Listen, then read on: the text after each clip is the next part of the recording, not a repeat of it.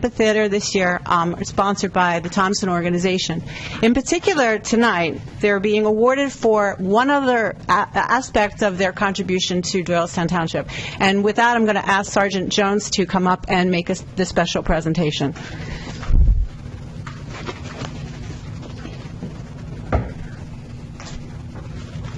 Is it right if I close this? Yeah. Okay. Okay. Good evening, everyone. My name is Scott Jones. I'm a sergeant with the police department, and we're here tonight to recognize the Thompson organization. I have Mr. John Thompson and Mr. George Worth seated over here to my left. In regards to their generous contribution to our police department, if everybody walked in, you see a nice shiny motorcycle out there. We created a motorcycle unit several months ago, and I approached Thompson to see if they'd be interested in helping that unit out to get us started. So approximately that time frame, I met with Mr. Worth and Mr. Thompson and took a proposal up to them. And before I could even finish, they said that they were on board. They told us that they wanted to purchase us a brand new motorcycle of our choice. There are several manufacturers that do make police motorcycles. We chose to go with a Harley-Davidson as a traditional police motorcycle. The unit is comprised of myself, Officer Whiteside, and Officer Reel back there on the left. We had to undertake 40 hours of an intensive, frustrating course. However, we all successfully completed that. Good. The unit that sits out there right now is a fully workable patrol vehicle. You call Doylestown Township, you may get a police car, you may get that motorcycle. We've also attended funeral events such as Touch a Truck, and many others. We've accumulated so far in the very few months that we've had the unit in service, 2,000 miles and over 150 hours of logged details. That being said, I'd like to have Mr. Thompson step up.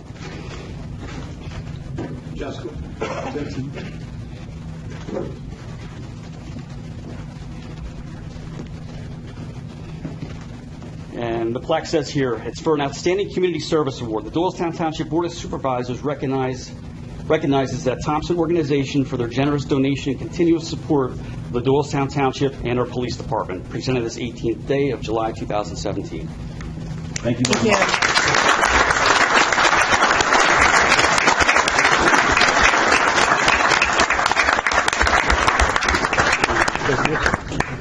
Now, we're always proud to be part of this community. It is community and it's a township. I'm glad everybody came out here for this award tonight. I don't want you all leave because they have a lot of other things to talk about. No, but we are great. This is a great community. You guys all know that, and that's why you're part of this community. And everything they do here, and this, as you've seen this grow, and it's probably one of the last township meetings we have here, getting down there before the new township building comes. But no, George has been a big part of making this happen. And congratulations to new Sergeant Jones, who he's going to do a skills competition out here, demonstration. I'd like to see it. I will stick around till after the meeting if anybody has any questions and wants to see the bike. And we have some equipment in the back: computers, printers, scanners. It's pretty neat. So I'll stick around and please see me when we're done. I don't know if anybody's seen it on patrol yet, but I've seen it up and down the bypass a few times, and I know. People come up on it pretty quick, and they're like, whoa. They don't have a police motorcycle in this county, so hopefully it's going to bring some more revenue in. So thank you, guys. Thanks again. Thank you. Thanks, John.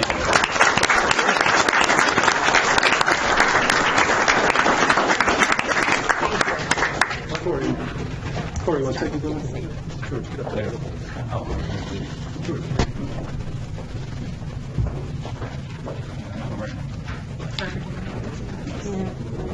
Director, Chief. Yeah. And Chief should be users. Come on, Chief. Very good. Whoa. Chief. There's wheels in here. And 3, 2, 1. Very good. Thank you. Thanks, guys. Right? Thank you, everybody.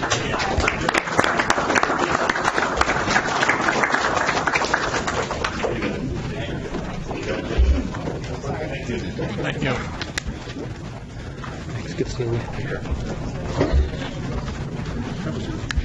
Okay. Does anybody have any public comment for tonight that's not relative to the proposed ordinance, which is the next item on the agenda? Any other public comment other than the ordinance? Go ahead. Come on up, Penny. If it's about the ordinance, I'm going to make you sit down. Okay, we're going to come to that. Okay, we're going to have a presentation. We're going to ask you all to listen through the presentation, and then we'll take questions. Sir, do you have a question? Not to do comment? A quick comment. You have to come up to the microphone and identify yourself, where you live.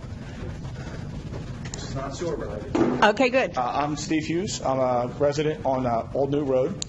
I just wanted to say, is your microphone working? Because So it's not? no, it's not. Ed, thank you. Woohoo.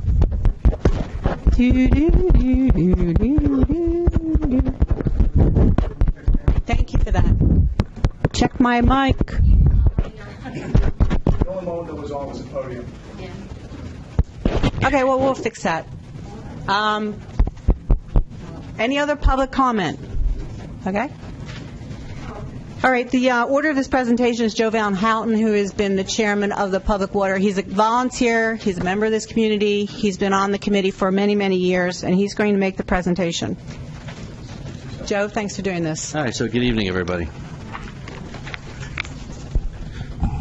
For starters,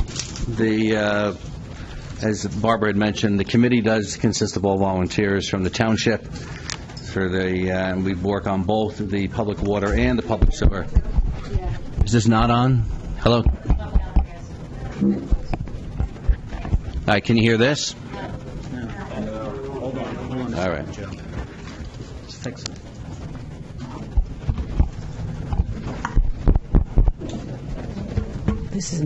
This doesn't usually happen. Well, it's a good start that everybody wants to hear what I have to say, at least. It's on? It's on? Really? It doesn't feel on. Can you hear me? Can you hear me now? No.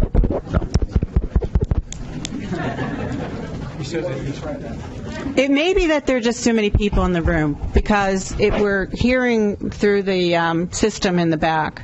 So, Joe, do your best to speak All right. up. If I talk without the microphone, can you hear me in the back of the room? No, you need to talk with the microphone because we're being televised. All right. Can you still hear me in the back of the room? Yes. Okay. Thank you. All right. For starters, the timeline with this project has been going on for approximately 20 years.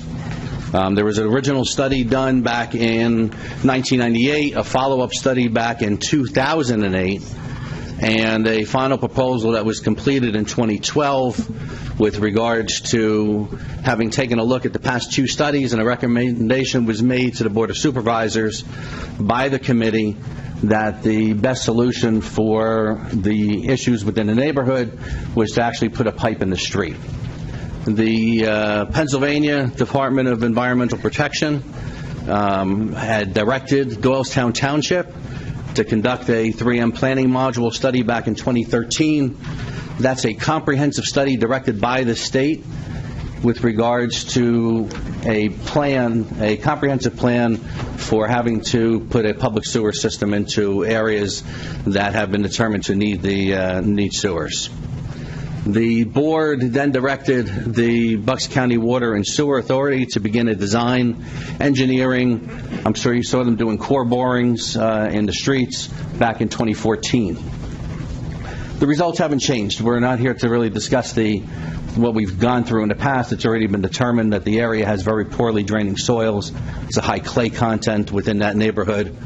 There have been documented evidence of surfacing sewage.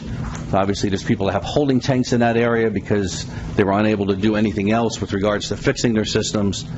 And there have been plenty of water studies that have been conducted over the 20-year period that show that there is a high level of human fecal coliform within that neighborhood. And those were water samples that were taken from stream distributions throughout that section of the township.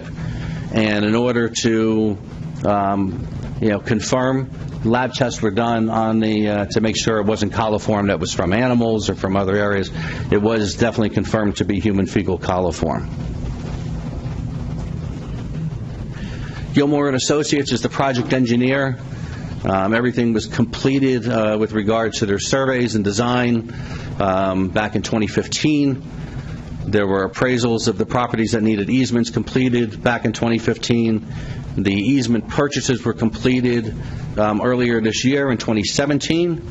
The zoning hearing board approved the location of the pump station this year. In addition to that, a grant was obtained from the state for $252,000 for the pump station. That basically comes down to about $1,000 per household in the project. The community development block grant funding applications were submitted. We'll see a little more about those in another slide. And we also met with and have been working with Penvest with regards to a loan application for a low-interest loan to finance the entire sewer project. The Penvest loan is probably one of the most important parts of this because everybody's concerned about not only the cost, but how is one going to pay for this? So what we did is we approached Penvest, and our project was approved. So what's going to happen is that the cost to put the pipe in the street, this is not the cost for you to hook up from your house, but the actual cost of the sewer system to actually build it is going to be financed through a loan from Penvest. And that loan has a low interest rate. It's currently 1.6% for years 1 through 5 of the loan, and for years 6 through 20, it's a little over 2%. You're going to see how the math comes up on it, but basically the monthly payments on the loan are in the range of around a lot of people's cable bills. It's about $155, $165 a month. The way that's going to work is that will now take the burden off the homeowner. Instead of having to go out and obtain your own financing or obtain a loan to cover your cost of the pipe in the street, what's going to happen is it'll be part of a quarterly sewer bill that will come out from Bucks County Water and Sewer, and you'll be billed on a regular basis over a 20-year period for the cost of the pipe in the street. So it will just show up on your monthly bill. The permits have been, all the paperwork for the permits has been submitted. Bucks County Water and Sewer will begin is to start bidding on the construction work on the pump station, and that's going to start happening all within this time period. In the spring and summer of 2018, Bucks County Water and Sewer should start the actual construction of the project. The cost breakdowns are... I'm sorry? Could you explain the bottom bullet? Yes. If you give me a moment, the bottom bullet that's on this screen here, correct? Previously. Hang on one second. Okay. The interest rate from Penvest is tied to the unemployment rate in Bucks County. They came back to us, and I think the 1.6 is currently maybe 1.7, but it's within that range, and it was 1.6 as of last October when we first sat down with Penvest. So that rate, we've been told by Penvest, is really probably not going to change dramatically from what you're seeing up there. Whoa. One person at a time. If you're going to ask a question, you have to come up to the microphone. All right? One person at a time. And we got to keep in order here because you're being televised. Okay? Okay, does somebody have a specific question on this particular slide at the moment? Okay, like I said,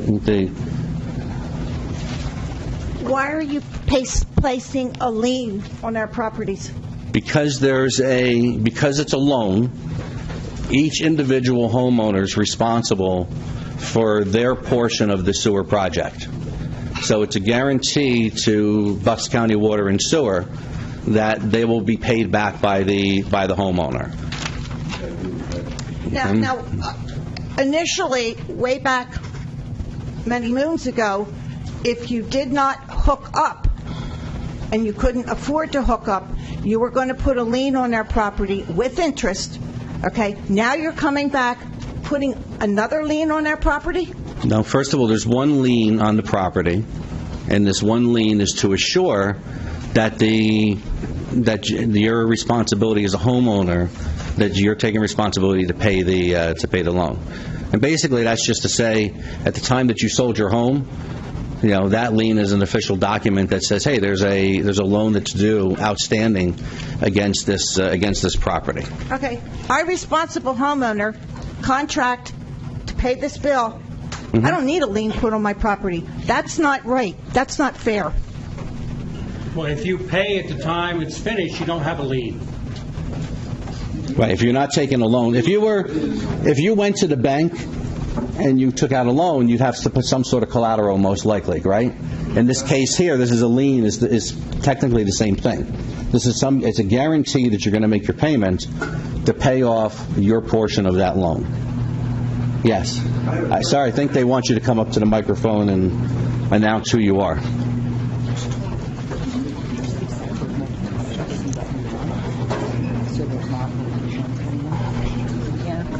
I'm going to do that after this. Hi. My name is Charlie Donison. I live at Woodridge Drive in Doylestown Township. Just as a matter of consequence, there are many different types of loans. That's one type that you mentioned. They're unsecured loans. There's no reason why these can't be unsecured loans too. I see that many people who are here have lived here for 30 or 40 years, so now that their mortgage is just about up, they want to start a new one, which is probably around the amount that was your original mortgage or more. So it never goes away, does it? Okay, I don't understand your question. This isn't a mortgage, and most of all, well, basically it is. All right, can I ask you? I don't want to debate Sir, this. we're going to look at the interest rate that's there, folks. We're talking a 1.6% for the first 5 years, 2% for years 6 through 20. You can't go and get yourself a bank loan at these interest rates. Mr. Donison? Okay? Yes. So what we've done is we worked hard as a group to come up with a plan that we felt really eased the burden on people, especially people that might be living on a restricted income, a fixed income. That the biggest concern we heard over the years: how am I going to pay for this? Right? How am I supposed to pay for my portion of the project? So here we've come up with a plan that lets you spread your payment over a 20-year period. It's also something that's transferable at the time of sale to the next homeowner.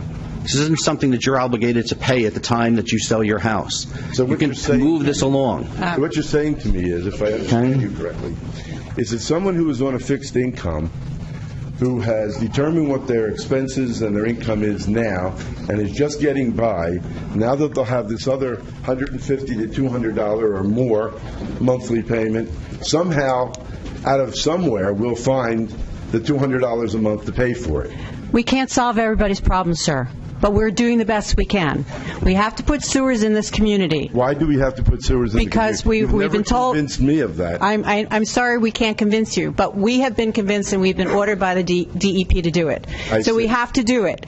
So we're trying to do it the best way we can to make it as fair as possible. We went to the ends of the earth to find the best interest rate to finance this project, which we're passing on to the homeowners. You can pay off the cost of the pipe in the street when it's done, when the project's done. Then you won't have anything to pay going forward. If you can't afford to pay that, then we have this opportunity for you that you would pay over time.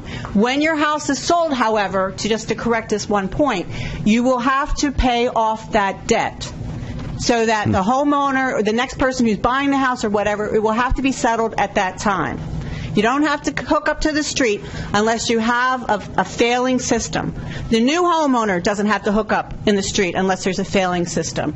But the new homeowner would have to pay off the existing debt that was created for the pipe in the street in this area.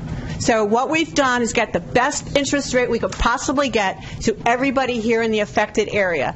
And no, we cannot help the person who doesn't have the money. We'll do the best we can. I know Bucks County Water and Sewer will do the best we can with those older folks who are on a limited income. They're not going to throw them out of their house. But there will be a lien on the property, so when the property is sold, then the Bucks County Water and Sewer gets the money that it's paying out to do this project. Chairman, Does that help you? This ordinance that I read, that was dated, I think, June the 28th, has that been signed off by the supervisors? We're talking about that right now. Has it been signed off yet? No. It has not been signed? No, it's what's under consideration tonight, sir. Okay. Thank you. Then we can still discuss whether or not this whole project should have been in existence in the first place. We are not, that is not up for discussion, sir. We are doing this project. We have to do this project. And why do you have to do this project? There are failing... I've never seen anything, I've never seen anything from the DEP requiring you to do this project. Well, they suggested that you do it. Fines from the DEP if you don't do it. Excuse me. We have to do it. We'll discuss this at the conclusion of this meeting. We're going to follow with this presentation.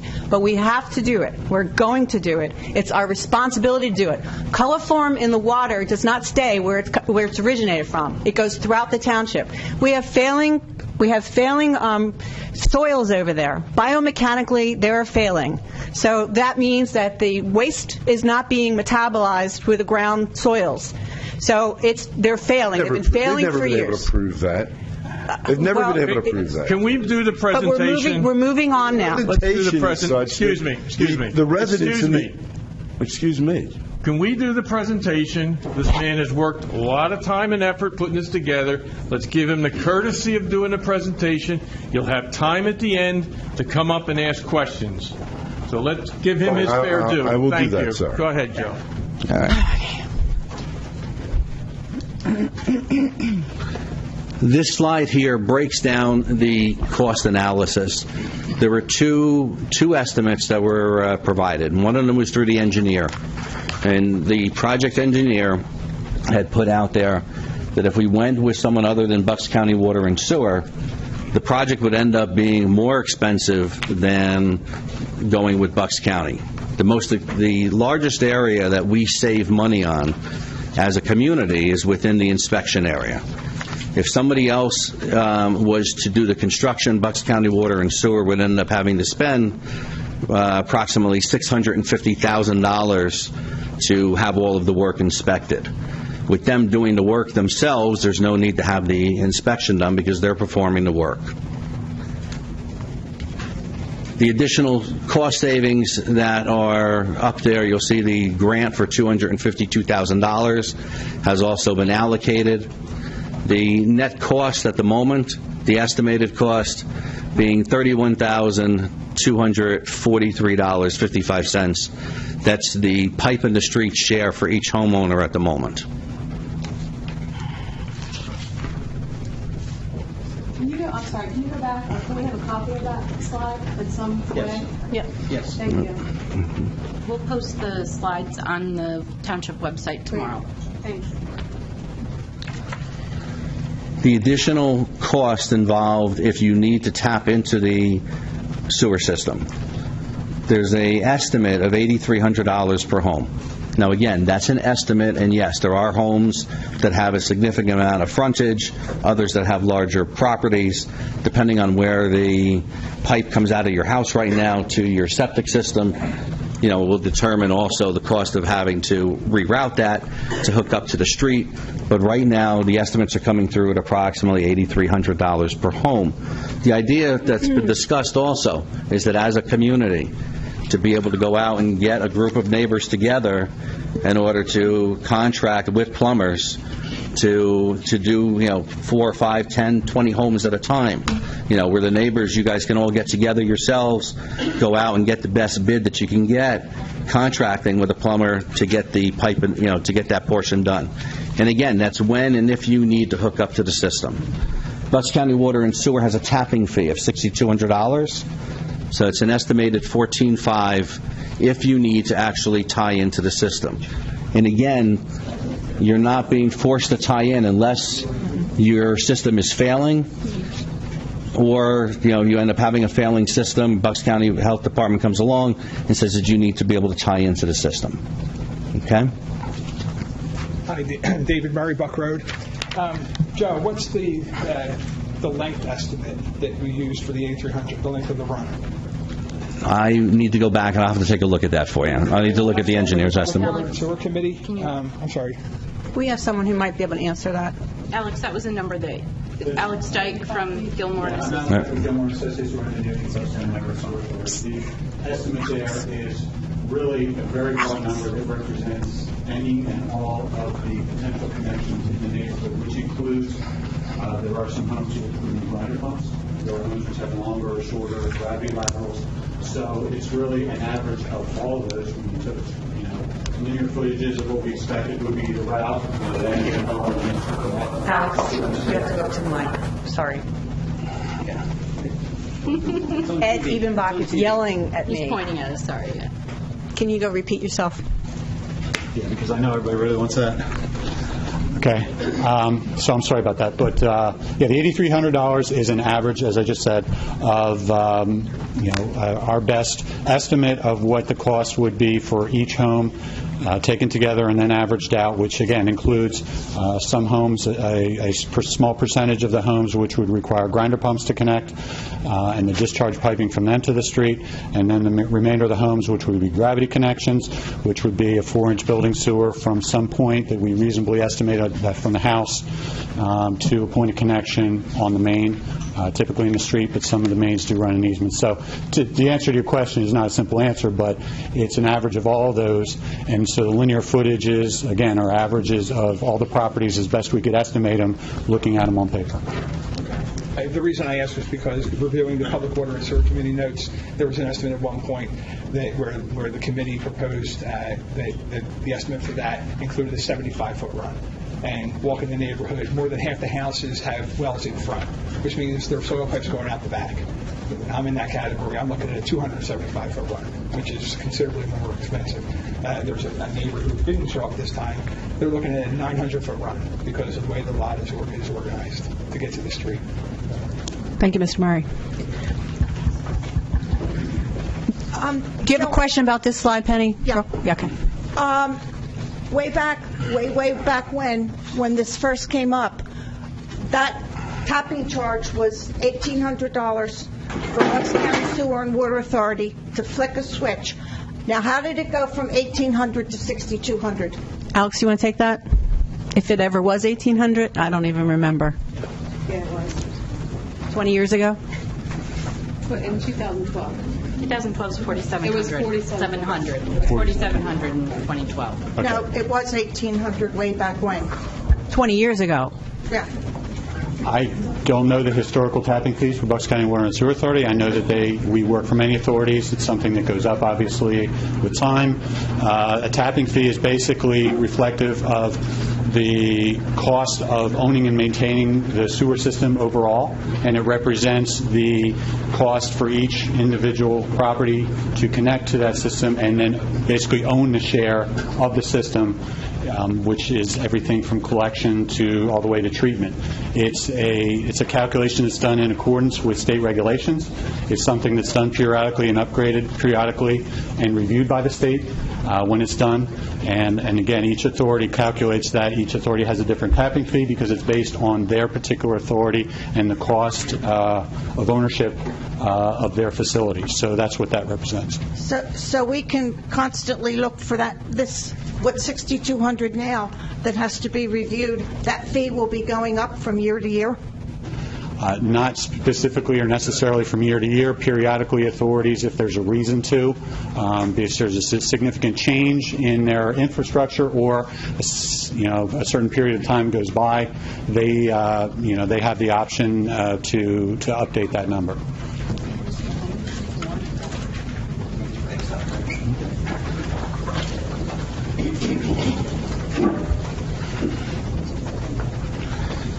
Bucks County and Water and Sewer will own and operate the system. All of the construction materials, including the pumping station, will be publicly bid. The Bucks County Water and Sewer is also going to assume the debt on the Penvest loan. So what's going to happen is Doylestown Township ends up taking out that loan, and then immediately that will get transferred over to Bucks County Water and Sewer to finance the project. Bucks County Water and Sewer does have a great deal of experience installing both public water and sewer lines, and we mentioned that the cost will be billed to the property owners once the project is completed. Not before then, but once the project is completed, at that point, then the bill will be processed. Bucks County Water and Sewer, again, has all the costs for the installation of the project, any additional costs that may be incurred by the township, deductions of any additional grants. So over the period of time while this is being constructed, we will still actively be going out and seeing if there's any public funds available in order to help offset the cost of the system. In addition to that, there may be any other deductions to be able to recapture. Reimbursements from other properties. So, for instance, if there's a property adjacent to the neighborhood where this system is being installed that ends up needing to be able to tap into that sewer system, there will be funds available in order to, from anybody that needs to tap into that. Additionally, any money that's captured by Bucks County Water and Sewer that will be utilized against this project, that will be used to offset the cost that we have in the system. Okay? And that's within a 10-year period, right? Yeah, it's within a 10-year period from the date that the project is completed, not once it's started, but once it's been completed. Yes. I think they want you up at the mic, though, sir. There's a man back there. He'll come out and hit us. Sorry.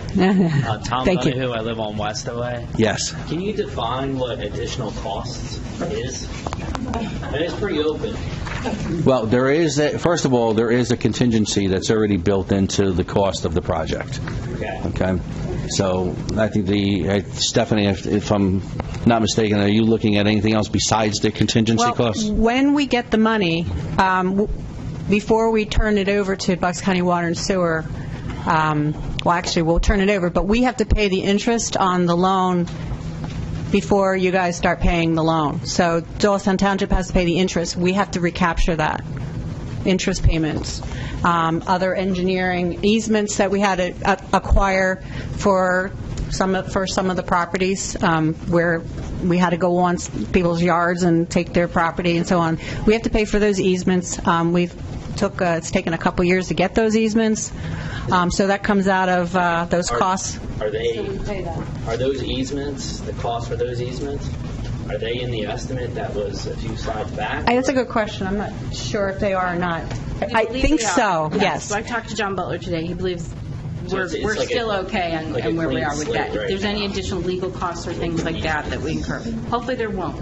We'll be able to. The interest we have to pay has to definitely come back to us. Hopefully not. We have our own. We have the township had to hire a different lawyer, so we have legal fees. We're not inspecting, so we don't have any engineering fees. But there's the cost of we're shepherding this through. In addition to the Bucks County Water and Sewer Authority, it's our obligation. We are the township. We have to.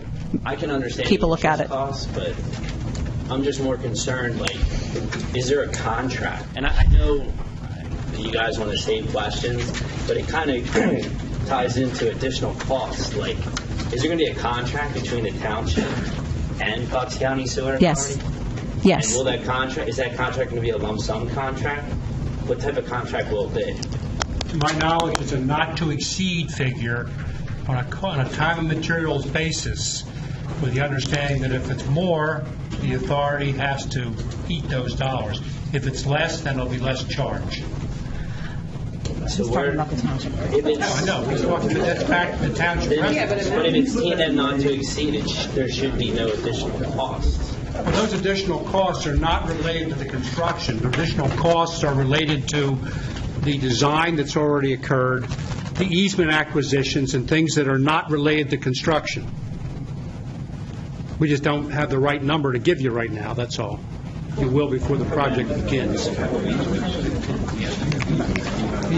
don't know if it is or not. Stephanie would know more.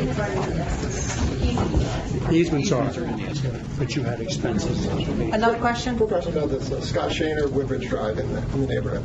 First of all, is this forum official record for the actual financial obligation of us when he says something like 1.7 or 1.6 or additional costs? So if you say it will not exceed a number, if that contradicts the letter we received, it said or more. So is that an official statement by the board, or is the letter? Because right now the overall wording of it is we're on the hook for it no matter what it is. So if for some reason the contractor uses inferior pipes and has to dig it up, I'm not a contract lawyer. I don't know who pays for that. I just want to make sure we're protected, because right now 100% risk will be on us. Second question, the deduction of recapture. What about properties in the current plan that subdivide within 10 years? There are a lot of multi-acre properties that could That would be a recapture. That would be a recapture, not just, so this is slightly incorrect, not just outside the area, but also within the area. Yeah, if there's a... That would be recapture too. Absolutely. And yes, the answer to your first question is yes also. Okay. Okay? Very good, thank you. All right, Penny. Can anybody tell me how this thing is going to come out that we homeowners are not giving you a blank check? Because I read that in the letter, I read it in the other letter, and this all seems like we're giving you a blank check. So tell me why we're not giving you a blank check. Well, I don't know the exact cost that the township will have to bear. We are pretty stingy in this township. We don't just spend money willy-nilly. We're responsible to you. We're responsible to the township, and not, we operate fiscally responsible. So we are not going to just be spending dollars that you guys are going to have to pay us back without cause. You will know every single dollar that we have to recapture or we have to assess. I can't imagine any other way of doing it, but we have to get back the cost that the township is putting out for this project. Most of those costs are already in the estimates. Any additional costs after those estimates we'll have to assess on the project. But I can't imagine that they're going to be extraordinary. I don't know. I have no idea, but I think we're trying to be at this time, we're trying to be as transparent as possible and letting you guys know the costs that we know right now. I think there's no sort of hidden agenda. We're telling you everything we know at this time, but we're saying there may be some extra incurred costs. As soon as we know those, we pass them on right to you to let you guys know. Sure, we know there are going to be some legal fees, there are going to be some engineering costs, and then there are going to be the interest payments that we make on behalf of the project. Can you put that in the dollar value? I don't know the dollar value at this point, whoever asked that. I really don't. I really don't, sorry. Joe, you want to continue? Yeah. Oh, I'm sorry, sir. Go ahead. I thought you were still Penny. Phil Sloper, David's Way. I pay property taxes for schools, for infrastructure. How is this not infrastructure? Because it's... I can see if we have to tap in. But how is this not infrastructure? Because you are one... And you're not paying for a thing, by the way. Let her answer, and then you'll know the answer. Because you are one area of the township, one community in the township. We cannot spend other residents' tax dollars for one area of the community. I have a related comment, because in the beginning, the comment was, you are required as a township for this project to move forward. Can I hear your name? I'm sorry, Colleen Mullin, I live on Old New Road. So if the township is required to have this project move forward, how is it then not in the best interest of the entire township to somehow cap the cost to the residents and cover some of the costs of the infrastructure of this project? Mostly because most of the other residents who already have sewers have already paid for those sewers. They've already have that built into. They're already out those dollars. So you're a community that hasn't done that yet. So and they've paid for their sewers on their own, just like these 252 homes have to. So what is the implication of people not tapping in to the township? We don't. If your system doesn't fail, you don't have to tap in. Right. So if people have systems that fail, can't afford to tap in, don't tap in, you put a lien on their home, there's further issues environmentally, and the DEP comes in and judges something against the township, what is that dollar figure? Well, actually, it would probably be the Bucks DEP County. would be after the Bucks homeowner, County. would be, as would the Board of Health. So they would go after individual homeowners for not tapping into the system, and the township would have no If their system's found. ramifications for this to not happen. Well, I mean, it's a contingency. I don't know if we can really comment on now. But yes, the homeowner would be responsible for his or her property and the functioning of his or her system. And if their system's failing, they're going to have to tap in. If they don't tap in, Bucks County Department of Health and the DEP will probably go after that homeowner. So property values would eventually be affected as well if they start slapping, notices that people can't live here anymore. Well, so your tax base, is that affected? Property- So taxpayers are ultimately affected as a whole in the townships. All right. Everyone's affected by by property values, But we have to cover it. including sewers in your neighborhood, which would probably increase the values of your properties. Right. Probably. I don't know. I'm Yeah, just saying. respectfully, I'm not It works against the both sewers, ways. just to be clear. Okay. What I think I just wanted to make an addition to Phil's comment is I find it egregious that the taxpayer in the homeowner has to cover the entire cost, and that there's no cap on the cost to us. There's no consideration of beyond getting a Penvest loan. Thank you for that, and I do appreciate all the work that's been done. I'm only 4 years in the neighborhood. I came in knowing what the implications were when I bought my house. Has the board considered a bond issue to cover the cost of this infrastructure improvement? But if you did the bond issue, that would be spread across all taxpayers residents within the town. But there is an implication to all taxpayers if we don't do this project, correct? No, not legally. We can't do it. We just can't do it. We cannot incur a tax for the rest of the community for one neighborhood. It's against all the municipal rules that we have to follow. So it has been considered. It's been discussed, that topic and suggested has been discussed before and mentioned. So discussed and mentioned, but maybe we could find some resources for us to understand. Everything, and we've been advised we can't do that. You've been advised by council? By council. Yeah. Jeff has said it before, and Others have as well. others have as well. The municipal planning code provides, and we know the law. Yeah. I'm not suggesting you don't know the law. Yeah, I'm just. But I want to make sure that our best interests are really being taken into consideration. I know that you have done a lot of work, and I appreciate it, but I do think in some capacity there should be further negotiation with the Bucks County Water and Sewer Authority to waive the tapping fee. That way everybody's incented to get in, and then everybody's happy. If the project is done properly, everyone's fully incentivized to tap in, and I don't know that we have the ability to do that negotiation, but I want to make sure it's been considered. If it hasn't, I would respectfully ask that we don't sign this ordinance tonight until we can talk further through some of these issues. Thank you.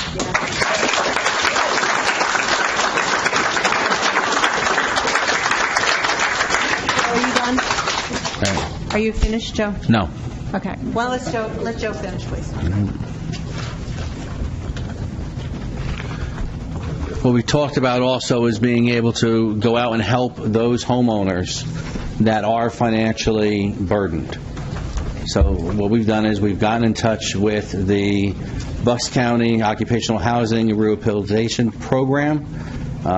We've been out to them. There are zero-interest loans available, not to exceed $15,000 to income-qualified Bucks County homeowners. You could go out and apply for those loans in order to help with that cost of attaching to the system.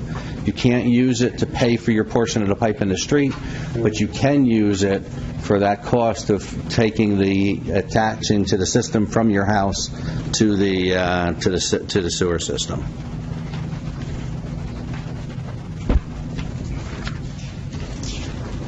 The next steps that have to occur at this point, was what we're here for tonight, is approving the ordinance and setting forth the properties to be assessed, authorizing Bucks County Water and Sewer to proceed with the installation of the public sewer project, finalizing the application to Penvest for the loan, and then repaving of the roads at the conclusion of the process of the installation. Anybody that's lived in this community, and I've been here for 22 years, the roads haven't been touched. We've been bypassed for road paving year after year, knowing that this project was going to have to come at some point. So once the project is done, all the roads will be repaved. And that is And that's cost not- borne by the township, Right. not by this project. The timeline is above.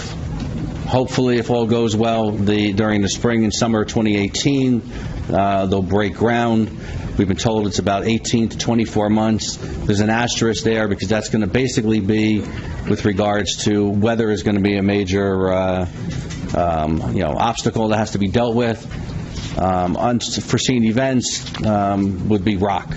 There's a tremendous amount of rock in the area, and depending on how much rock they have to go through to do the project could also have a determination on the timeline. And that's it. Thanks, Joe. Okay. All right, don't leave because they may have... Mr. Murray, you have another question? Yeah, can you go back to the cost slide, Joe, please? Yes. Thank you. This would have been nice to see on the website before the meeting.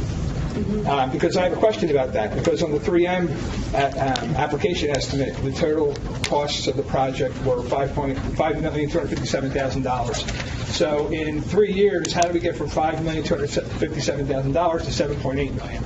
For part of it was, I can answer that, because part of it was when we did the 3M, those were strictly estimates at the time. There was not a lot of additional engineering that was done by the engineering firms. Now, once we went ahead and they knew that we were serious about needing to move forward with the project, then they put pen to paper and actually started looking at fine-tuning those numbers. And if I can add to that, that was strictly a construction cost number. It didn't take into account all the other things like contingency inspection, the cost of the pump station, cost of engineering, legal, and easement. That's untrue, actually. The pump station, all those items are listed in the itemized. But the other items are All right. We can only have one person talking at a time at the microphone after they've been identified. There's no breakdown on the 3M. These are the costs.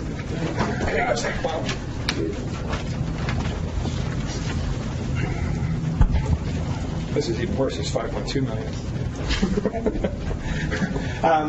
I have a question about the ordinance itself. Section 6. The board ordains a whole slew of property tax IDs, which have been notified by the Bucks County Department of Health. I'm in that list. I have not been notified by the Bucks County Department of Health. No, it doesn't say that. It says that, it says that if, when the project is complete, the system of any of those properties is failing or marginal, they'd have to connect. If you've not been notified, you have a failing system, you're not obligated to connect. The wording on Section 6 that I just read on the website before said, which have been notified. It says have to connect, but nobody, if you haven't been notified, you don't have to connect. But that's, so you meant that have been notified, not which have been notified. Well, that have been notified that they have to have a marginal but the system. word is which is ambiguous. It says... That's my point. It's ambiguous. It can be read either way. You can read it as, I've been notified, my system has failed. Here it is in code, my system failed. But the problem with that is, the lot next door to me of 105 is a new system, 106 is a vacant lot, but that's in the list. So clearly you can't have a failed system if you don't have a system. Well, that's true. Okay, but it's the way it's worded is ambiguous. Well, this is only compelling who has to connect is those with failed or marginal on-lot systems. But that's, okay. The way I read it, the way the wording is, it's which have been identified, which means already identified. Well, I can interpret that as that you're saying they've already been identified. I've already been identified. I can read it that way. Well, that's true. Because if you haven't been identified and don't have a failing system, you don't have to connect. So, is that a statement or a condition, which have been identified? All right. Well, can we move on? Yeah. Can we move on from this discussion? The final... From this discussion. I had three. That was the final one was I like Holly. I am not in favor of this. I went back and reread all your stuff. I'm still not convinced we need this. This looks to me, your numbers, not mine, your numbers. 20% of the properties in the 252 have either have a failed system or a marginal system. Thank you, marginal. 20%. 42 houses for 47 houses out of 252. This is an $8 million chip-in to fix everybody when 20% have a problem. It's a socialist solution to a problem that I don't think exists.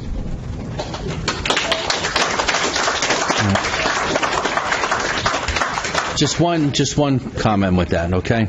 And I've been here again for 22 years, and have spent a great deal of time on the committee, both originally, against the project, and the reason why I got involved was because, when I first moved here, I didn't like the way was being handled. I didn't like the fact that numbers were being thrown out and there wasn't a lot of data behind it. So as a member of the community, I did something, I got involved. And I can assure you, okay, there has been a tremendous amount of data over the years. And on 45 out of 250, by the way, is almost is a significant factor. Those are homes, okay, that we know that there's a problem been identified. The state DEP says if you have a problem one time, one day out of the year, you have effluent that's on the surface of your yard. So during the springtime, when all our yards are saturated in the area, and your septic, you can't flush on the first floor, or your laundry system, you see suds start coming out on the lawn. Those are all identifying a failing system. Okay. Nowadays, we've been told by numerous people that have come in front of our committee over the years, we wouldn't be able to build most of the homes in this community with septic systems to today's standards. Okay, so the state DEP has come in, they basically have drawn a line in the sand, and they gave us a choice. We either go ahead and we do this on our own and take the right steps, which is what the Board of Supervisors has done, or we let the state walk in here and then they will take over and they will determine how it will get done. That's all I got to say on that. Joe, can I answer you for a second for what you just said? And this isn't my question, by the way. But in the springtime, when you may see some water on the surface, that's not a failing system. That's an overloaded system, okay? I beg to differ with you. Well, okay, but overloaded systems happen with public sewers, too, and they back up, too, okay? Do you beg to differ with me about that? Because if you do, I'm begging to differ with you on your first statement. We're not going to have this conversation arguing back and forth, okay? Ask the question of the gentleman. My question is fairly simple, okay? Suppose you live where, Barbara? Edison Furlong? No, I live on East Road. East Road? Okay. Suppose there was a major sinkhole that somehow happened on East Road in Doylestown Township, okay? Who would bear the cost to fix that? On the road? On the road.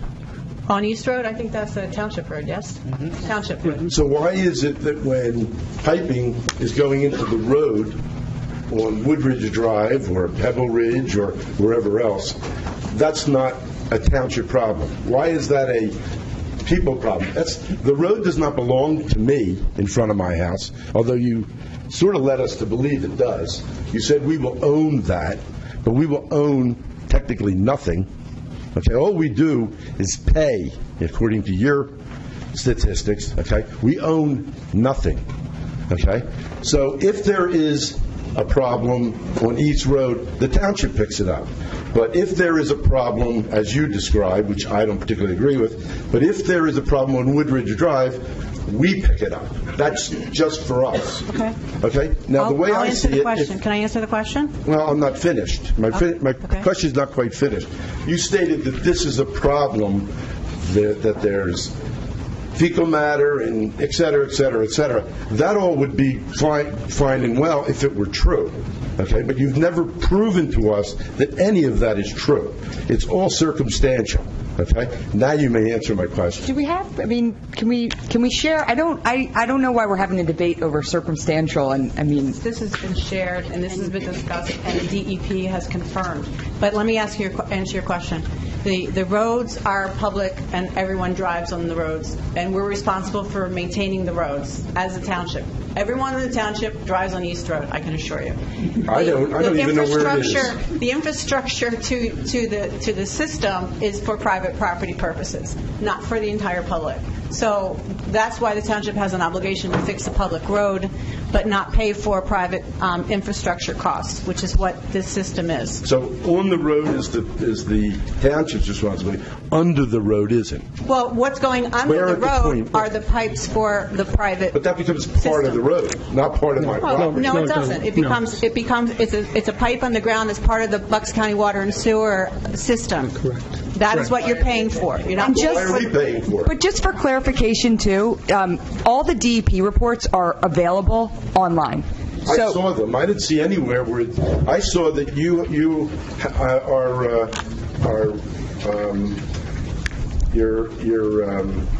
what is it called? I'm sorry. You asked for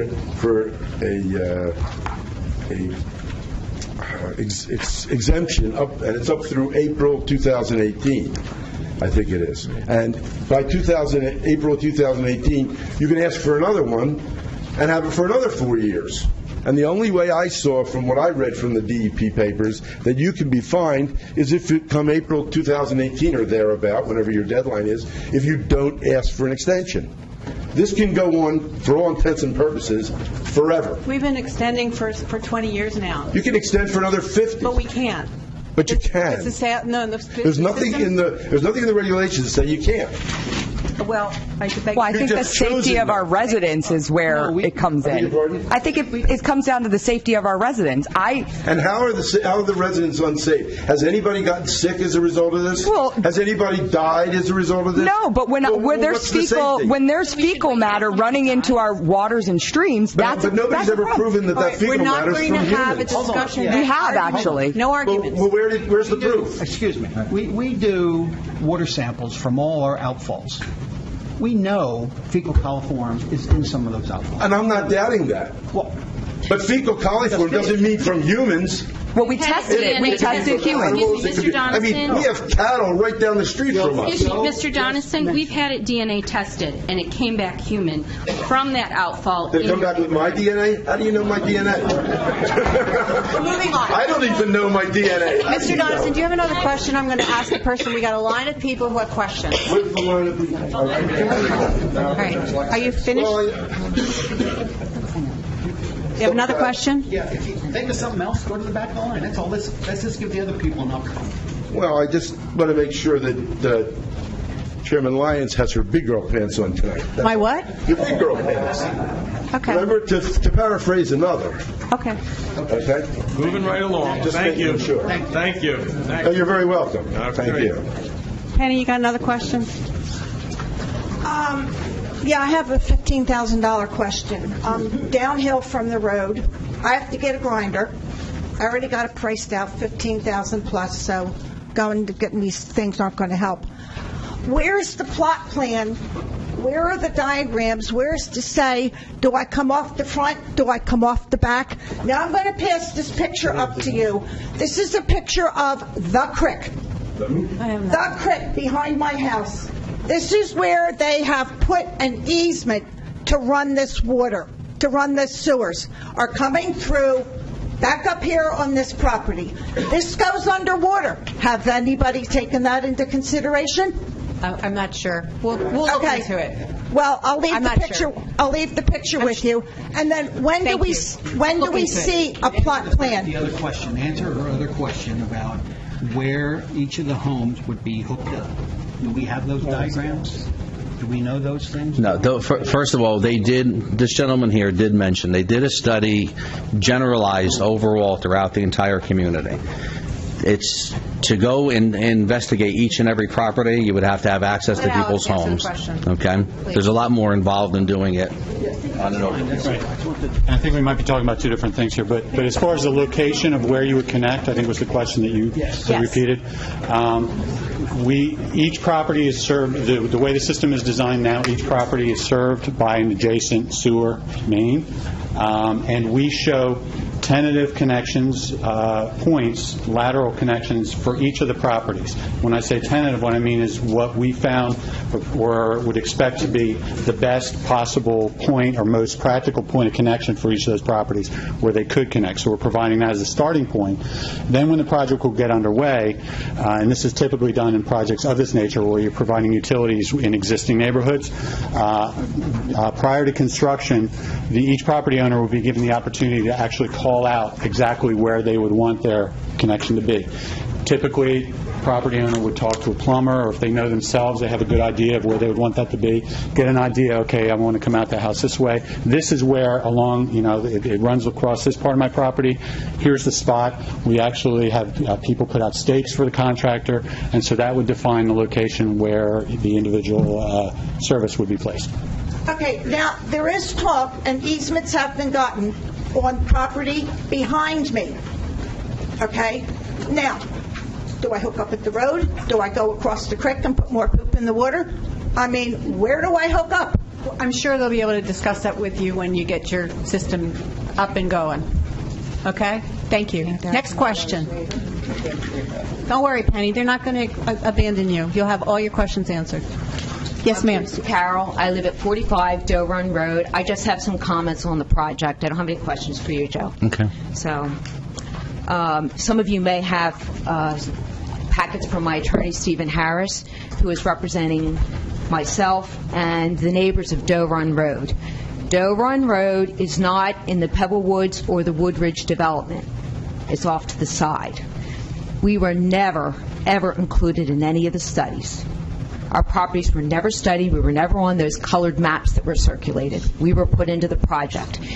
In the course, since the committee did their, I guess, a feasibility design, this project has changed our road, Doe Run Road, to a low-pressure system. That means everyone on Doe Run Road that wants to hook up is going to have to pay for the grinder pump, which I heard people refer to that as a possible estimated cost. My husband, Steve, and I contracted with Hibbland Engineering to get a design done about what it would cost for us to hook up to the main when it comes down Doe Run Road. We have drawings of that. They were submitted to the Public Water and Sewer Advisory Committee. We asked for feedback on those numbers and those estimates, and we didn't get any. Hibbland Engineering did send their drawings to a contractor, and Kenny Excavation is the contractor that came back with a number. For us to hook up to the main in the street, our cost would be $55,000. That's on top of the $32,000. Can I, so you don't get too far down the road, you've been at several of the meetings, and I was there, and you heard so you know why the pipe is there, and you know why the assessments are the way they are, and you know that you only have to hook up if your system's failed. We've gone through that, and it's in the ordinance, which I'm sure you read. Mm-hmm. Your letter to all the Doe Run residents of $75,000 is confusing. I said that is for our property at 45 Doe Run Road, but every one of the residents to hook up to the main in the street. Best of my recollection, that estimate, option A, was $55,000 to hook up to the intercept down at Castle. Go back and look at the package you have in the letter. We will provide documentation. They actually gave us estimates for both directions, option A and option B. One was to go down to the interceptor. The other one was to go up to the main. How much was the interceptor? I don't have that number. You'll have to ask my husband. But I know to hook up to the main, it was $55,000. Because I know you, your husband, and the attorney said, whoa, it's more expensive to go to the intercept. We're in on the Doe Run because it's much cheaper than going all the way down. I didn't say we were in on Doe Run. You are not. I did not say that. It would be more economical to hook up on Doe Run. We thought it would be until we got the numbers from the engineering firm and found out both of them were untenable. All right. I do need to say one more thing. Please. All right. I understand your ordinance says that property owners will not be required to hook up to the system at the time of the sale of their property unless their systems are failing. But I do know, and I guess many of you people here, but I'm not sure all the residents here know, that you cannot get a permit from the Board of Health to do any repairs or replacement of your septic system once the main is in the street. And I got that right from Brendan O'Boyle. I'm not aware of that. Oh, interesting. Well, I think it's based on what the repair is. The letter I saw was on a case-by-case basis. If there's serious damage, they're not going to let you to repair it. You are going to have to hook up. If it's a flat with a baffle missing, you can put a new baffle in. Well, that's Brendan said to me. Once that main is touching my property, I cannot get a permit to repair or replace it. Well, and a permit is for major repairs. A baffle does not need a permit. So.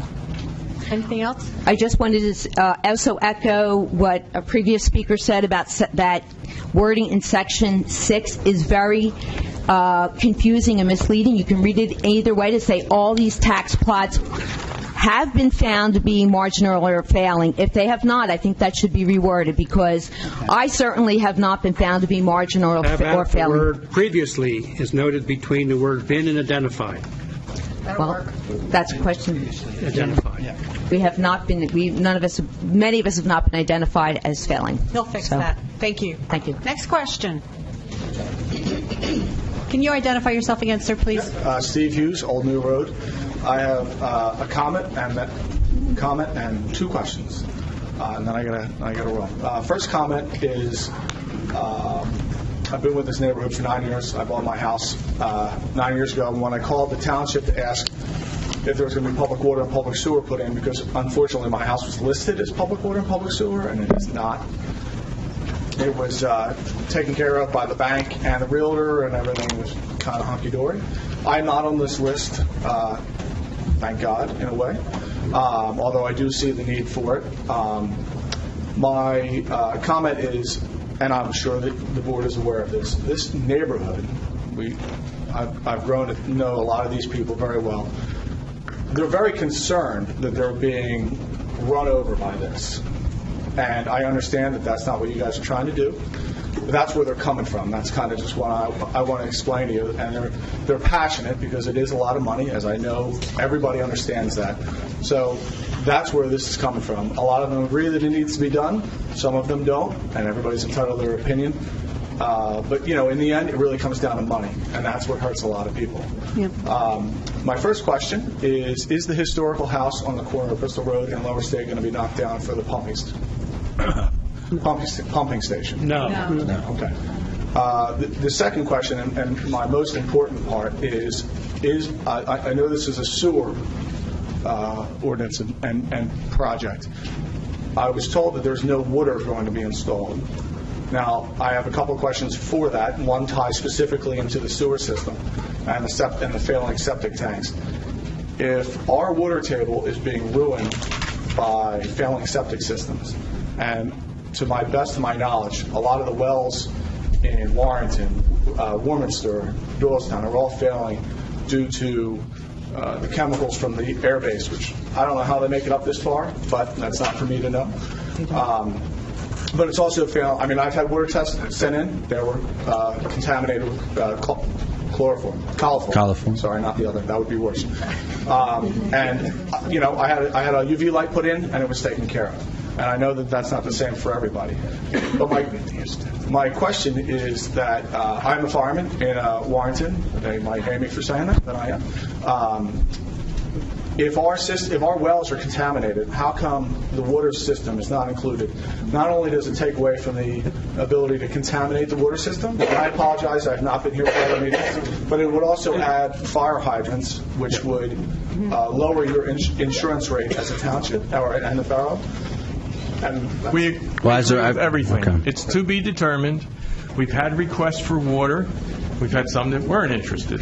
We have got to get, now that these projects are moving along, we're going to be able to get to the residents and see what kind of a following, if you will, for that. But it's been talked about for about 2 years now, and it's to be determined. It's still a work in progress. And the real reason why I brought that up, besides the obvious with the water being dirty and stuff like that, is one of the things I hate the most that townships do, and this is everybody, is they go through and they do the renovations of certain systems. They make it look pretty. They go through and spend $8 million or whatever the $1 million number is to pave the road. A year later, 2 years later, 5 years later, they go down. We agree with you. Yeah, we've been talking about that. I understand. I mean, like as citizens, when we see that happen, it's very frustrating because not only does it beat up our roads, it beats up township vehicles and that kind of thing. And that's really all I have. I just wanted to have my voice heard. Before you leave, Mr. Hughes, as a first responder, you should know that there's a special event this Friday at 7 o'clock at Doyle's at the Delaware Valley University honoring first responders. So put that in your, you may not have heard of it, it's just happening, and I'm going to make that announcement later. But since you're here and you have to go, 7 o'clock at Del Valle University, there's a special honor for event for first responders following the Soulberry, tragedy and all that. So there's a special event. So you would be included in that. So I'm giving you a heads up. Thank you. Thank you. Steve, if I may, there's one other thing. I happen to sit on the municipal authority, which is responsible for putting in public water. We have a great deal of interest at DTMA for expanding public water throughout the area, including this neighborhood. The neighborhood has been surveyed several times over the years, and the result that came back was that the residents did not want public water. Now, we actually have started to even draw up some plans that have the ability to provide public water at the moment. It's a part of the neighborhood. But I tell you, if you residents are here tonight, if you all want public water, then I would really suggest that you let DTMA know. You can go through the township building. You can come to one of our meetings, which actually we have one this Thursday afternoon.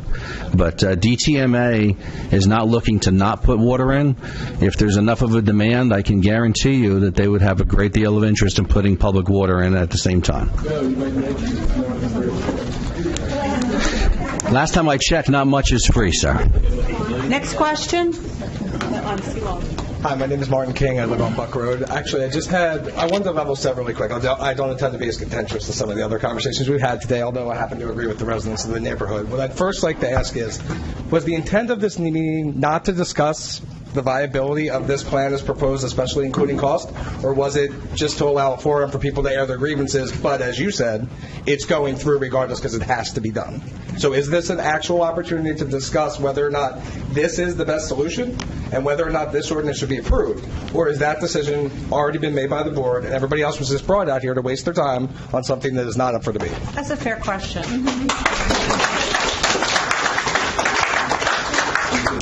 Under our rules, we have to hold a public hearing on any ordinance that we pass.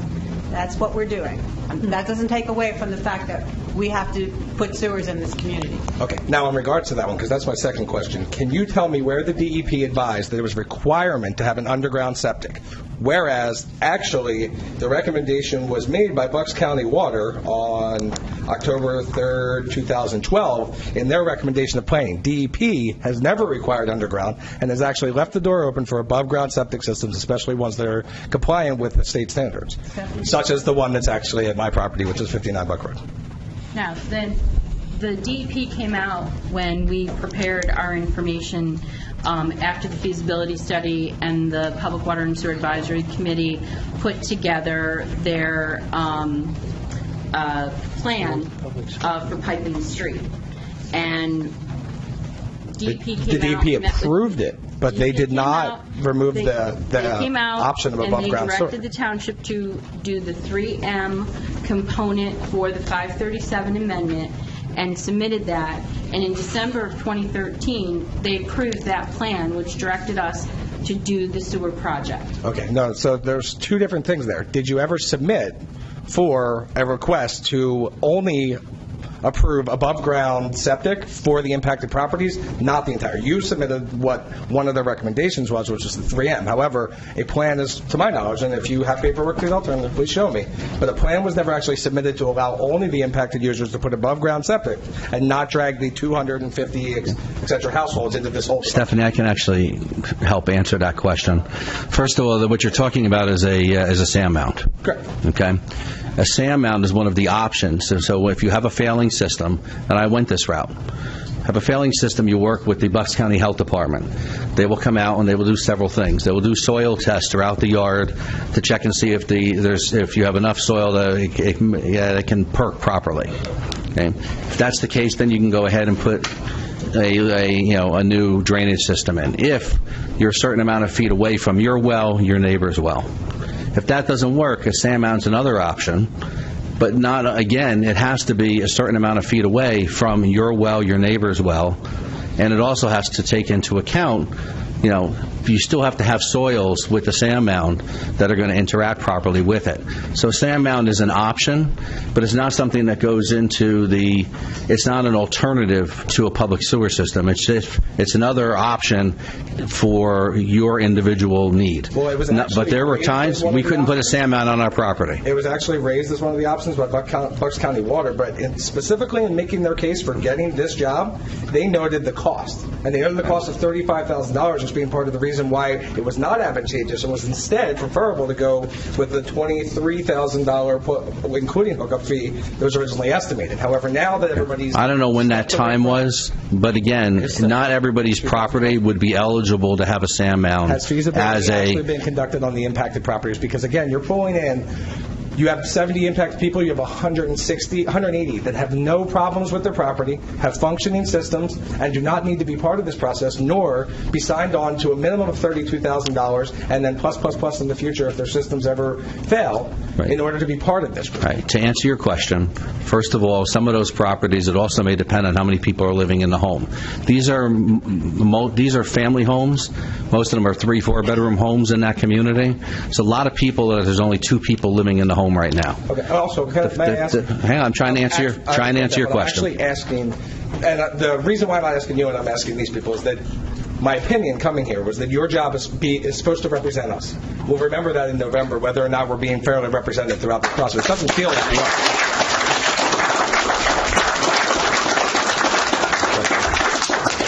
Accordingly, the questions as we continue to hear rebuttals, as we continue to hear that there's no debate here, this is going to happen regardless. There may or may not be too many people living in a certain property. It's not a rebuttal, it's a fact. Has anybody done that diligence? Can you show me a property? You know something? I'll tell you, 20 years of living here, there's been 20 years of studies that have been done. Generalities, I want a fact. I'm not giving you, I'm talking in generalities. I'm telling you a fact. Address number. I'm going to give you a fact, okay? The fact is, go on the website, take a look at 20 years worth of studies that have been done, okay? And if you live in a community, come take a walk with me during the spring. We'll take a walk around the community after some heavy rains, and I'll tell you what, we'll take a look at the properties where there's water running off them 3-4 days after it's rained. Where might that be coming from? I can tell you I'm actually one of those, and I can tell you why, because you forced a water retention basin on there to further protect the streams, which causes my property to intentionally flood. Thank you again. It may be yours. I don't want to belabor it. Let's move on to the next one. But I will tell you that I'm offended by you threatening any of us up here who are running for election. I'm elected by the entire township to be fair and just. And I'll tell you, that's what I work hard to be for all the residents in this township. So if you don't think I am and you don't want to vote for me, that's your choice. But don't threaten me. I don't think it's just one. I think there's a number of people here that agree, plus those watching. All right, everyone at this point, let's get back to the business. I'll close then with just saying, obviously, this is not the intended or what everybody here thought that they were coming for. I think everybody really thought they were getting an opportunity to really see if you were here to fight for us, to fight for what may or may not be. I think we've been fighting for you guys for 20 years on this issue. I mean, I don't know why it's an us against you. We're trying to work with you guys. That's what we've been trying to do for the 6 years that I've served on this board. Trust me, this is a crappy situation. If I was in your shoes, no pun intended, if I was in your shoes, I would be ticked off too. It sucks.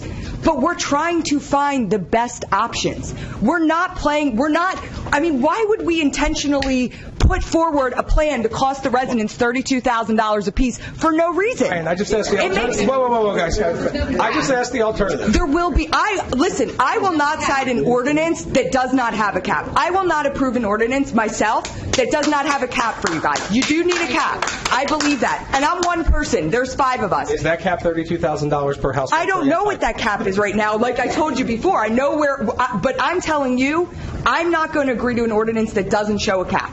I know some of my fellow board members have said they feel the same way. But I think in order to move forward, like I've sat for the last 6 years in many of these meetings. Martin, this is the first time I'm seeing you at a meeting in 6 years. These questions, the things you're bringing up, are things that were brought up 6 years ago. So in order to be like, we have to push the needle forward a little. We're trying to answer all your questions. We're trying to do the right thing. We're trying to find options for you.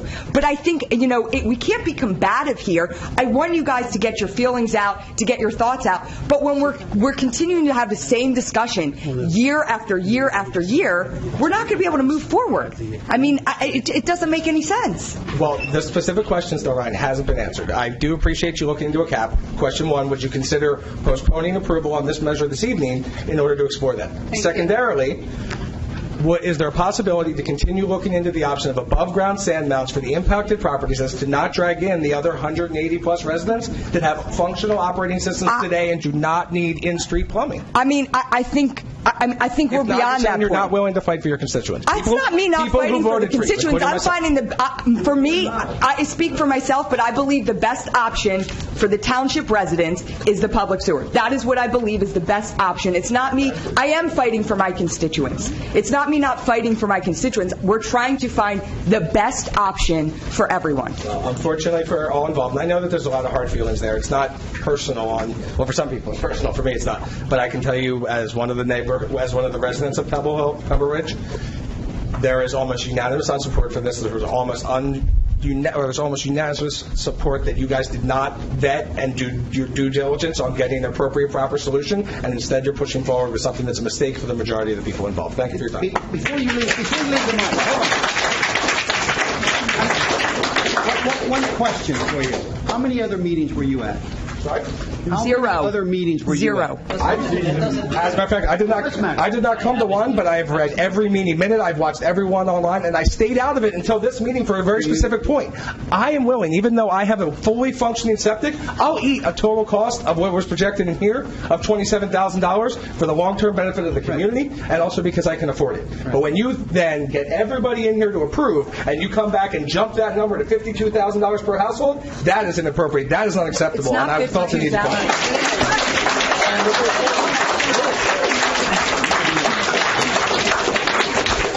If you take the estimate of the total combined of 32 plus the 7. Next person with the next question. Thank you. We got the math. Thank you. Hi, Dana Merrill, Springdale Road. My question is, this ordinance is being talked about tonight. Is there anything in this ordinance that precludes this group of people in 2 years passing another ordinance saying we all have to hook up? No. Then I strongly suggest this ordinance is not proper and should not be signed on our behalf.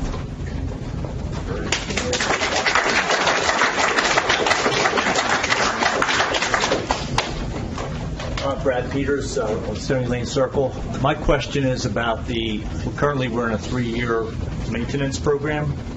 Is that program, the way that that's run now, going to be used as the rule for forcing us to hook up to the new septic? Or is that changing? No. The rules for the septic management, if you retain your on-lot septic system and it's functioning, you will continue to participate and pump your system when you get your notifications and that information is submitted. If your pumper hauler identifies things on there which automatically go to the health department, then the issue, as it is today, will be sent to the health department, and the health department will come out and follow up and review the situation and determine what, if any, improvements, or if you need to connect to the public sewer at that time, because they will determine that you have a malfunction. So that will not become more stringent No, it stays the same. And just as a reminder, we did the Pebble Hill 3 Wilkshire and the Fountainville projects very similar to this one. And, the residents who did not hook up, whose systems were working, continue to participate in the septic management program. My other question is, on top of all of our costs, we're going to have to pay a sewer charge now. What is that estimate on that? It's actually, if you have a well, I have a slide on it, it's approximately $45. That's a monthly fee. It's a flat rate fee. And if you have public water, they actually have a formula that's hooked up. It's based on the amount of water that you use during that time period, plus a base fee. So $45. And actually here, I think that's slide 6. All right. It's in your notes, so you can. Okay. Thank you. Next question? Yeah, Jeff Day for 60 Springdale Road. I got 2 simple questions and 1 comment. So the pumping station and the force main that's being built, is that being built specifically for us, or is that being built for other people to hook up afterwards? Great question. Being built for this project, right, Alex? Yes. The answer is yes. It's being built for this project. So it can never be tapped into down the pipe? If anybody else taps into it down the pike or uses it down the pike, that helps you because it will lower your cost overall. Part of the recapture. It's recapture. So recapture is part of new development. That's correct. Correct. New development is a recapture. All right. All right, question Next 2 question. was funding sought from Bucks, Fed, or states to help with the costs, other than that $32,000? No, we received a $252,000 grant. Wait, I didn't hear you, sorry. We received a $252,000 grant from the Department of Community and Economic Development for this project. It had to be for a specific component of the project, the way the grant was designed, and how we had to respond to it. And so we had to pick a component that fit, and there was a maximum in the grant. We couldn't have a project that was more than $500,000. So the pump station was $400,000, its matching portion thereof, and that's what we were awarded. So there's no opportunity for us to go out. It just seems crazy to me that No, we're still looking at other opportunities. Okay. We have a grant, we have a community development block grant application in right now. We're hoping that we may receive funding there, and we're continuing to look at other funding sources at the state level and hoping to bring, more money in. Okay. And if we are successful, we, just like you see there, deduction, that will be a deduction too. And don't forget, by the time the project's completed and everything's billed, it's probably like 3 years from now. It's 2020 by the time final bills are sent out. Okay. 2 comments, and this is, I forget if it was Ms. Lyons or not, but you keep kind of going back to where we can't, how does it work? If it doesn't affect everybody in the township, you can't do something in one specific area, right? Well, everybody in here has been paying for the roads. I've lived on that road for 35 years, and not once have you ever touched that road, other than putting some finish some, you know what it is, stuff down. Right. But we've been helping the other part of the community after 35 years. Why can't there be something back to help from the other community led to something that's Well,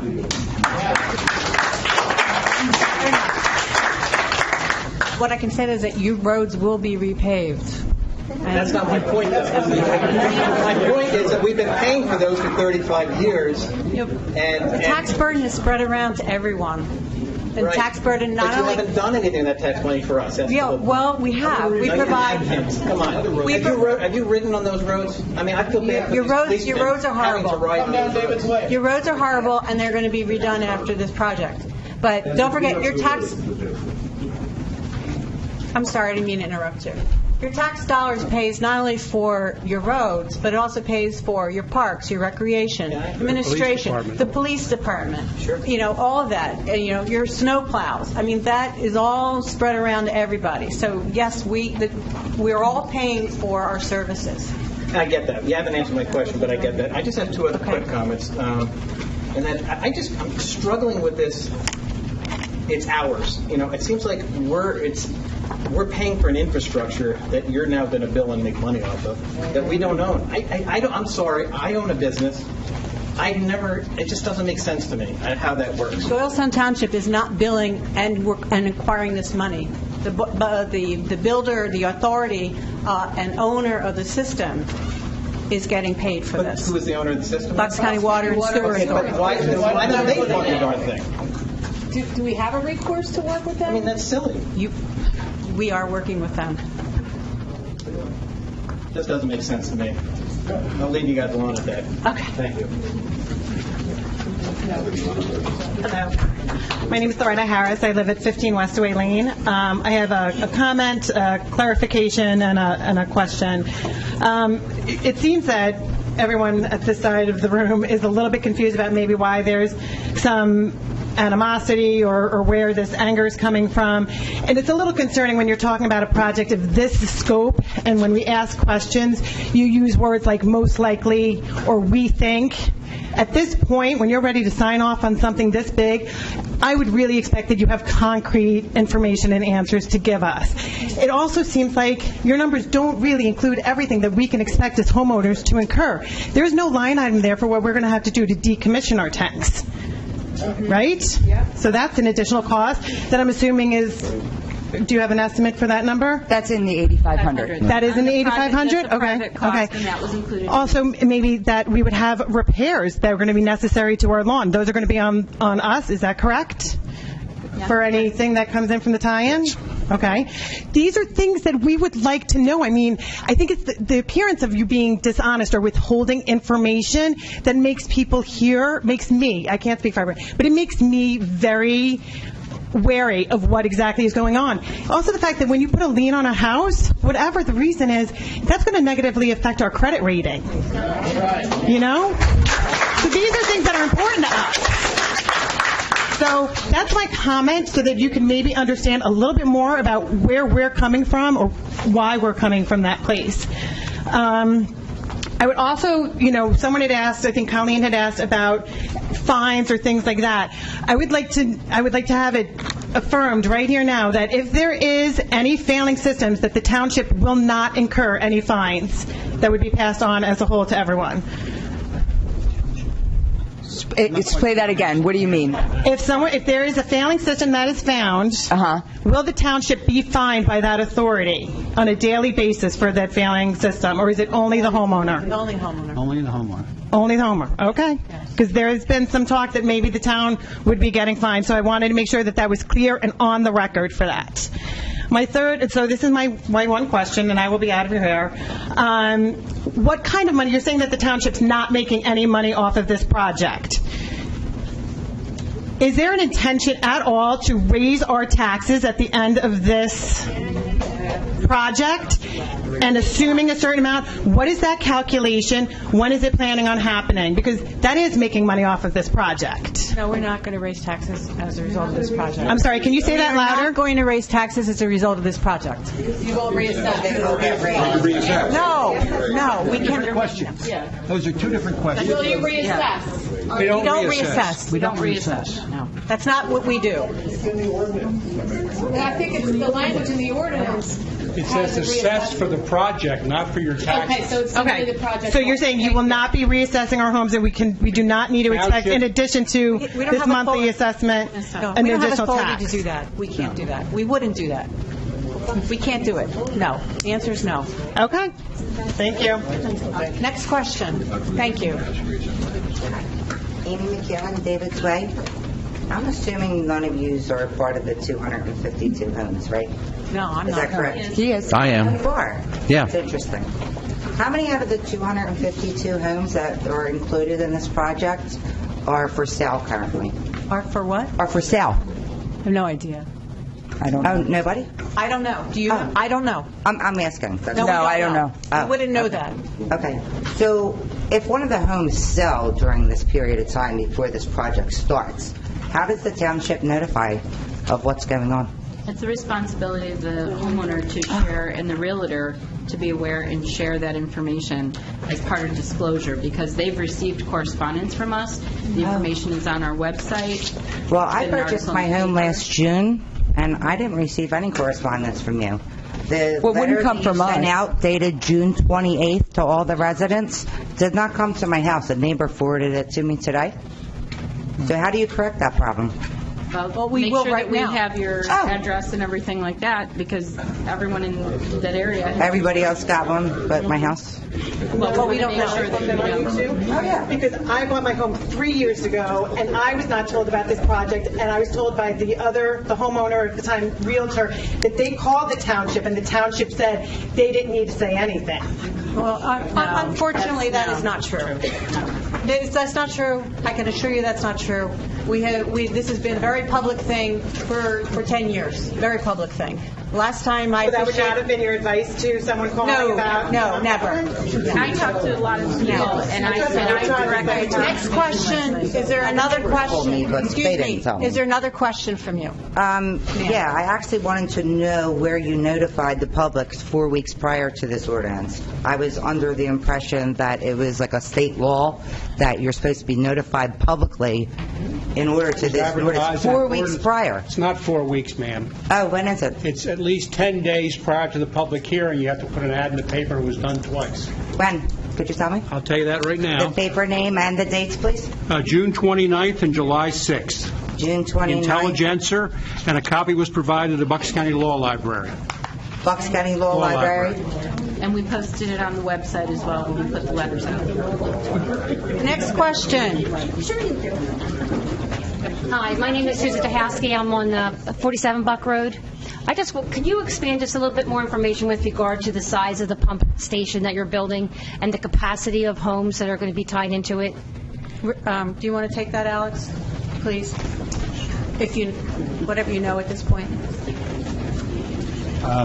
Is your question like the physical size of the home station facility? We're saying that it's going to be built to accommodate these 252 homes. Correct. Are you making it bigger to accommodate more homes? Because people have also brought to your attention the possibility of subdivisions in the future. That's always a possibility. We work for many authorities, and we obviously, when you design infrastructure, you design for the present and the foreseeable.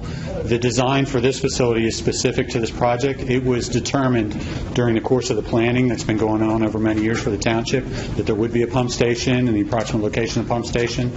So the general sizing and location of it was pretty much determined before Bucks and Gilmore Associates got involved.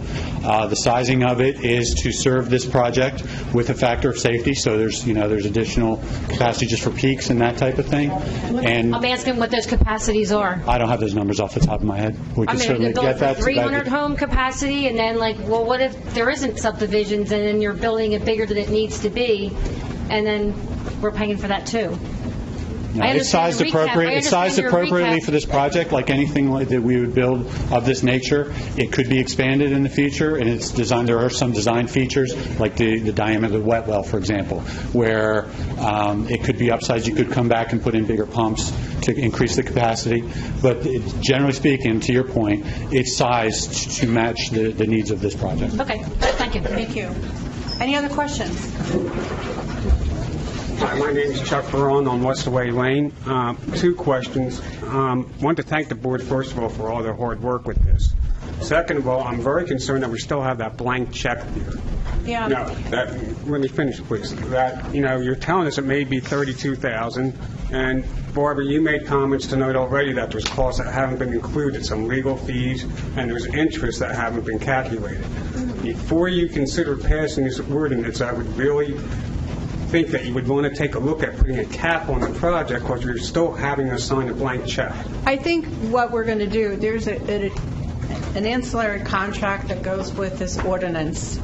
We were going to consider that contract, which has a cap number, not to exceed number in it, and it's not in the ordinance, but it's in the contract that works with the ordinance. So that contract's not ready. So what I'm thinking what we'll do is wait till that contract's ready for the next meeting. We'll probably put this ordinance. I'm going to ask that it be tabled until the contract is ready. In between now and then, we'll see if we can get a better idea or estimate on what any future township costs would be, and plus or minus category of what that would be. But the contract that goes with this ordinance would be between Doylestown Township and Bucks County Water and Sewer. created by our attorney for us over here, Matt McHugh, protecting the township's interest, and also the interests of this service area. So perhaps we can get more specificity in that contract, a number not to exceed. Is that right? Am I saying that right? Yes. And then maybe project out some township costs that would be incurred over the next 3 years. Mind you, this is going to be over the next 3 years that we're going to be paying additional costs. You're asking us to give an opinion on what we're seeing on the board, and we know what on the board is already low. Fair enough. I think it would behoove if the costs are re-estimated, you show that contract, post it on the website, and give us some type of notice so we can go out and look at it prior to the next meeting. Fair enough. My second question has to do with the interest rates from the prior slide, Joe. You talked about that the interest rates would be tied to the unemployment rate. Once we get those rates, are they fixed once we get them, or are they going to change quarterly, semi-annually, annually, or are they fixed? We've been told that once the project goes underway, once the paperwork is signed, that's a fixed rate. So once at the time we actually sign them, right? Matt's been doing some research on this. Once the PennVest loan is signed by the township is obligated, and PennVest provides the money. Those rates will be fixed at the rates that they currently are, or what they will be based on the unemployment rate when the paperwork is signed. For 20 years. For 20 years, yes. Okay, thank you. Thank you for your You're welcome. And our goal is to have that document, the settlement, or approval by on or before, actually it would be January 31st, 2018. Which document? The PennVest loan authorization. We have to get approved for this. We haven't gotten approved yet, so that's our next hurdle. All right.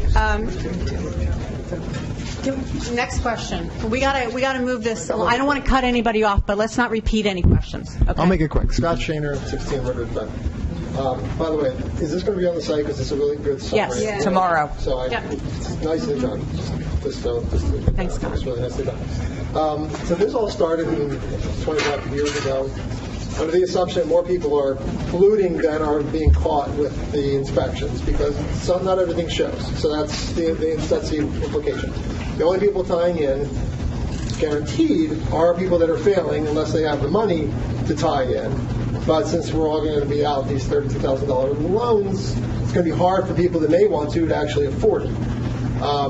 So, two questions. If, after a period of time, only the people that are failing tie in, but the township's still getting slammed by DEP for polluting groundwater, I understand this is probably the worst area in the township. What's the liability to the township by the DEP directly? I know DEP fines townships all the time. If the township proceeds with the project, and the project is installed, and homeowners do not connect, and the Board of Health doesn't know they have a failing system, the township does not get cited. Okay. So then what's the enforcement of... The enforcement is against the individual homeowner. But you don't know who they are, so we still don't know who they are. Well, obviously, to be reported as being failed, you would know who they are. And right now it's 50 or so. So let's say if that 50 never changes through all of the cycle, the septic management plan, that continues the way it's been, you're going to get a small number of people. And if there's not incentive for people to tie in early, you're going to have to wait till they fail, and then it's a year or so after they're going to maybe tie in. In the meantime, we're still on the bad sheet for the DEP, and we've spent all this money still not solving the problem. So to the point that was brought up earlier, I would request you ask the DEP, Bucks County Water and Sewer, to consider waiving the tap-in fee for people to tie in and sign a contract really early, right after the thing's completed. Because what happens if everybody taps in and we still are violating the DEP's regulations? What does the township do? You can't say it's a guarantee that we're going to fix it. There's no guarantees here. I think you're referring to stormwater. Stormwater, yeah. With stormwater, not necessarily right now individuals and septic, but when it comes to our stormwater and the reports that we have. Right, that's what we're being penalized. That's what this plan is, for remediating stormwater pollution by our neighborhood with this. Well, it's not. The ordinance says $10 million, but $8 million project. So if we're still polluting after that, it turns out we were wrong. There was something else that we didn't catch. Now what? because we have nowhere else to go. Our well's dry, literally, figuratively. But if you can get more people to tie in, you have a better chance to achieve the goals of this quarter-century project of not polluting the groundwater, which is the premise of this entire thing. Thank you. I don't think that the Bucks County Water and Sewer Authority can waive tap-in fees, but I'm sure they'll consider it if we ask them. Maybe that contract that's attached to the ordinance. No. They'd have to waive it for everybody throughout their entire system if they waived it for you. Mr. Alex Dyke is consenting to that conclusion. Next question. All right, so the $1.2 million, the profit they're getting is an incentive to help us out to step. I mean, there's got to be some give and take. The whole risk is on us right now.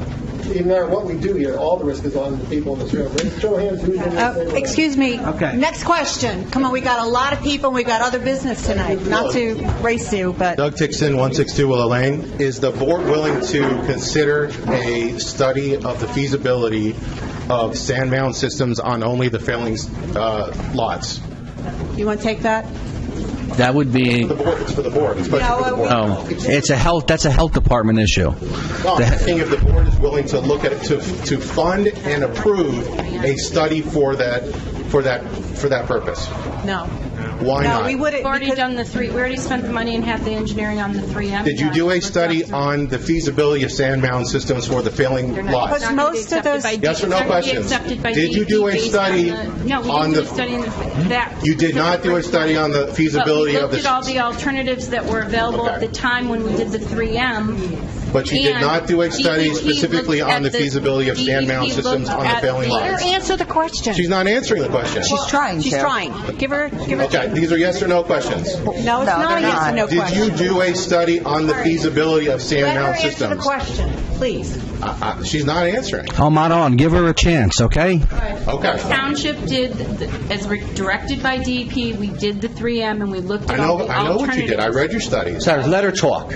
Okay, let you talk. Let's be fair. I want to get some other questions up here. Let her answer one. Maybe then you can get it, okay? Let her talk. We did the 3M, and part of it is the basic soils that are out there. Okay. And the direction back from DEP was to sewer the neighborhood. Okay. Again, did you do a study? No, we did not. No. Okay, thank you. Are you willing to consider a study at this point? Okay, thank you.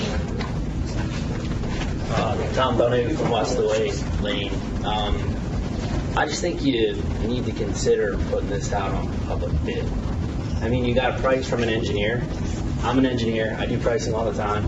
But the difference between his price and Bucks County's price is like $2 million. Just 20%. There's a specific reason for that, and that a large part of that is in the fact of not needing to have the inspection done. You got $650,000 saved in that. Plus, the bid is out there for all of the materials that are going to be purchased for the project. Everything. Bidding process, or does the township for the materials? They do the bidding, but the township has to approve the bid as well. The materials are nothing compared to the labor and the excavation. But hold on. Compared to the labor and excavation, I mean, you're going to cap this at a T&M project, but you're going to cap it based off of T&M. Like, I think you need to check that price. Right. I mean, yeah, I don't understand why you wouldn't go lump sum. All right. With like an allowance. We've considered this, and next question. So we're definitely going with Bucks County. We are doing Ken, explain. We actually had a discussion about this today. It's not the bidding or not bidding of the $8 million. Do you agree with that? Because everything up there, you wouldn't bid. You have a contingency number. The pump station is being bid. There's administration costs. That's just a factor applied on top. Where you can bid, what you're talking about, is what part of the construction cost, the $5.361 million of that would you bid? That's what you're talking about. And what we asked about is when you evaluate that, how much of that is labor, how much of that is materials. So you're not, the bidding isn't on the 8, it's a bidding on $3 million of the whole project, basically. I don't know what the labor is compared to materials. I mean, if you could save another, I don't know, 100 grand, 200 grand, 300 grand, it makes a difference. I'm a contractor. I do $1 million. I've run big projects, and I've never only accepted one price. Is that commercial? Well, we're not accepting one price. We have two. Yeah, we have actually three. We have Bucks County Water, we have a prior engineering report, and then we have this most recent one. Well, The other factor is that if you bid it, another construction company. if you bid it publicly, you have to pay prevailing wage. Did you say O? Do you know what that means? Yeah, I'm a union contractor. I know. So that means a much more significant cost. And there's more than just money. If you could Wait, hold on. Just let me ask one more question. I apologize for interrupting you. A proposal or a bid is free. Don't put it out on the street, but at least check the number. It's free. I mean, my company and myself, we bid close to $1 billion a year. We don't get all of it. I mean, just price check it.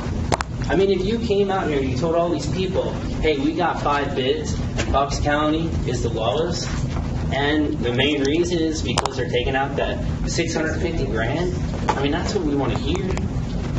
I mean, you guys are doing a great job. You're doing all this research and everything, and I'd just like to see if the price check. And as you heard, there were other estimates, but I just want to take a little side.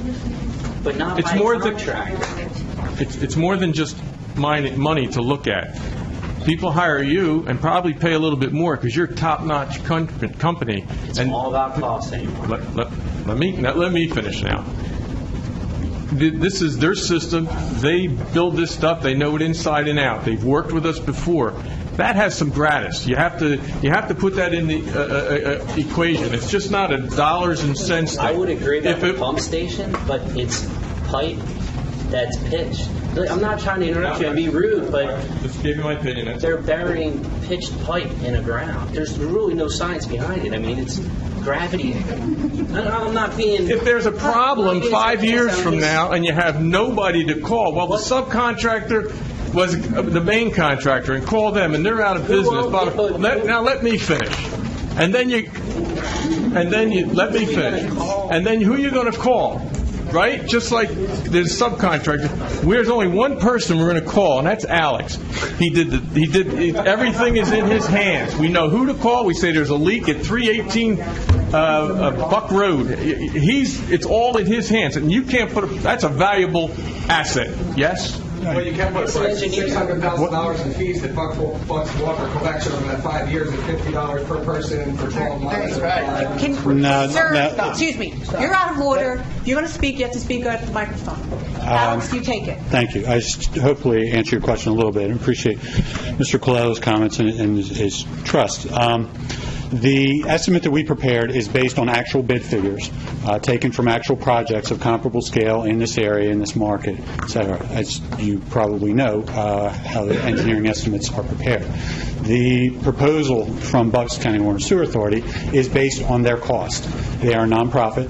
It's based on the cost of their labor, and it's based on the cost of their materials, which were publicly obtained through public bidding that's as required to bid. A lot of the difference then in the cost there that you're seeing, the 7.8 versus the 6.4, for example, on the basic construction, has to do with the difference between a private company bidding the project, doing it in the market at prevailing wage, and with the associated costs and profits, as opposed to Bucks doing it at cost. And as I understand it, the agreements that are being drafted are going to then take that proposal and when all is done, are going to set those costs, and that'll be fixed. If the authority was to try to get, to your point, let's just put it out there and see what we get.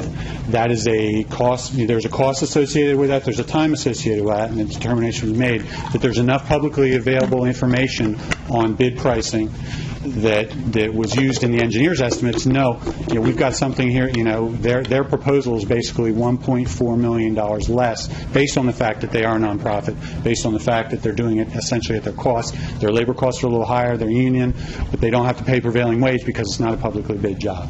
So if that helps at all to explain, and the difference in the inspection, again, they're taking Bucks is taking the responsibility for that. They're building it for themselves. They're going to use their own quality control. We're going to work with them. They retain us to oversee that, and that's part of the cost that they're carrying. Bucks County is prevailing wage? No, I didn't say that. If I said that, I misspoke. They're union. No, they're union, is what I meant to say if I didn't. No, you said union. Okay. I mean, Can we have the next question? okay. Thank you. All right, next question. If you're a new questioner, that's fine. If you've already asked a question, please defer to somebody who hasn't. Quick question. When you talk about Who are you? public water, Sorry. the possibility of public water. Who are you? Leo Degnan. Thank you. Westaway Lane. The gentleman talked about it. It is being spoken of, public water. Is it possible to consider the same technique that you did with the sewer pipe? You put the water pipe in the hole, and you connect to the water system as you need to. Yes. But also, that would be a question not for this evening, that's a question for the DTMA. Now, they can't put the pipes right where the other sewer pipes are, but it's. I think there's a trenching issue. Yeah, they but can't share the same trench. They can't see chance, yeah. But it's one digging. So there would be some additional shovel work. There'd be some additional shovel work, which would be borne by the DTMA, the Doylestown Township Municipal Authority, the water people. But you will avoid anything like the military situation down at Willard Road. If the water should be contaminated, you'd be stuck without the lines in the ground. Correct. All right. And that's why we asked for some responses. Everyone here got a letter and asked if they wanted to, if they were interested in water. We need that feedback. I think we got, 28% back, something like that. So please, let us know if you want the water. If nobody wants the water, then let us know. If you want the water, we can work through it. Would that change this ordinance then? Or Nothing would that to do with that? So that would be a completely separate process? Not your cost at all. Separate entity. Right. Not your cost. So there's a budget for DTMA. All right. Next question, sir. Hi, Dan Wood, currently on Shady Retreat. I grew up on Woodridge Drive, so this has been most of my childhood, the sewer issue. I just had a question I wanted to follow up about. Earlier it was discussed about the loan and being able to transfer it to the next owner of the house. And as I've been following this, that was something that was talked about doing, but now you're saying that can't be done. I'm just curious what the reason is why it can't be transferred. Matt? It's going to be a lien against the property. So when you go to sell the house, it's going to require to be satisfied in order to clear title. That's the simple answer to it. Okay, and there's absolutely no way to transfer it because that would be something that would help make this pill easier to swallow for people. Can that be part of the agreement? No, because It's like a home equity loan. You can't transfer a home equity loan. Next mortgage, you want to be in first position. Who gave the money for the purchase price? Okay. Can't do it. All right, thank you. It doesn't, yeah, thank you. Next question. Penny, let somebody who hasn't asked a question, please. We got to move on with the rest of the agenda. Okay, I just have a couple quickies. Bert Eck, I used to be on Pebble Ridge years ago. One question, has provisions been made for connection of some pumps and also lines that come down off of the downspouts? They can't be connected to the sewer system. Sewer system is part of it? It's taken care of? You can't connect stormwater to the public sewer system. It was the township that made these connections previously. Well, Those were that's to the storm sewer system. Storm not sewer system. the- Right. not Is that the- going to remain? That's my question. Is that Storm sewer remaining? system is still there, yeah. It's going to remain? yes. Okay. And the other question was, and we haven't gotten too far this, but I want my boy to have water. He's got 4 young kids below 15 years old, and I want him to grow up normally. Who do we see about getting a price? You need to go to the. You need to come to the DTMA meeting. Right there. Yeah, the DTMA meets the third Thursday of the month at 4 p.m. Okay, here at the I'll be there. township. Thank you. Thank you. All right, not you, Penny. Okay. Anybody else in line who hasn't asked a question? Penny. Okay, last question. Last question, Penny. That's it. Go ahead. I had one comment. Well, come up to the microphone then. So I don't even know who the guy is, the DTMA guy. Which one is it? Right here. Hello. Yeah. When you call, Raise your hand. it's like literally pulling teeth to get anybody to answer anything. And when you do, I've called multiple times. Well, that's not him that you're talking to. Oh, okay. But you guys keep saying just call and request water. We have called and written letters, nothing. And then we get the same response, no one's interested. So this seems a little bit different than what I've been told here for the last. And the other thing is that response of the request for your interest came up way before all this contamination stuff hit. So maybe it's worthwhile to put something else out to everybody. The DTMA is going to address it, but we need some input from the residents. If So no could we put out? When they call, I think maybe a second letter would probably be a good idea. I agree that probably there might not have been as much interest before the contamination issue. I mean, can we work? I can tell you that I will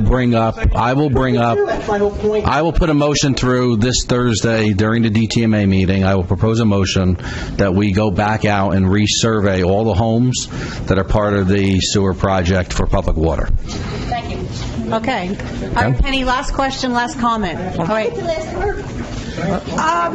got one. Gentleman called Penny, you've already been up here 5 times. Just a very quick question. My name is Bill Aldridge. I live on Willow Lane.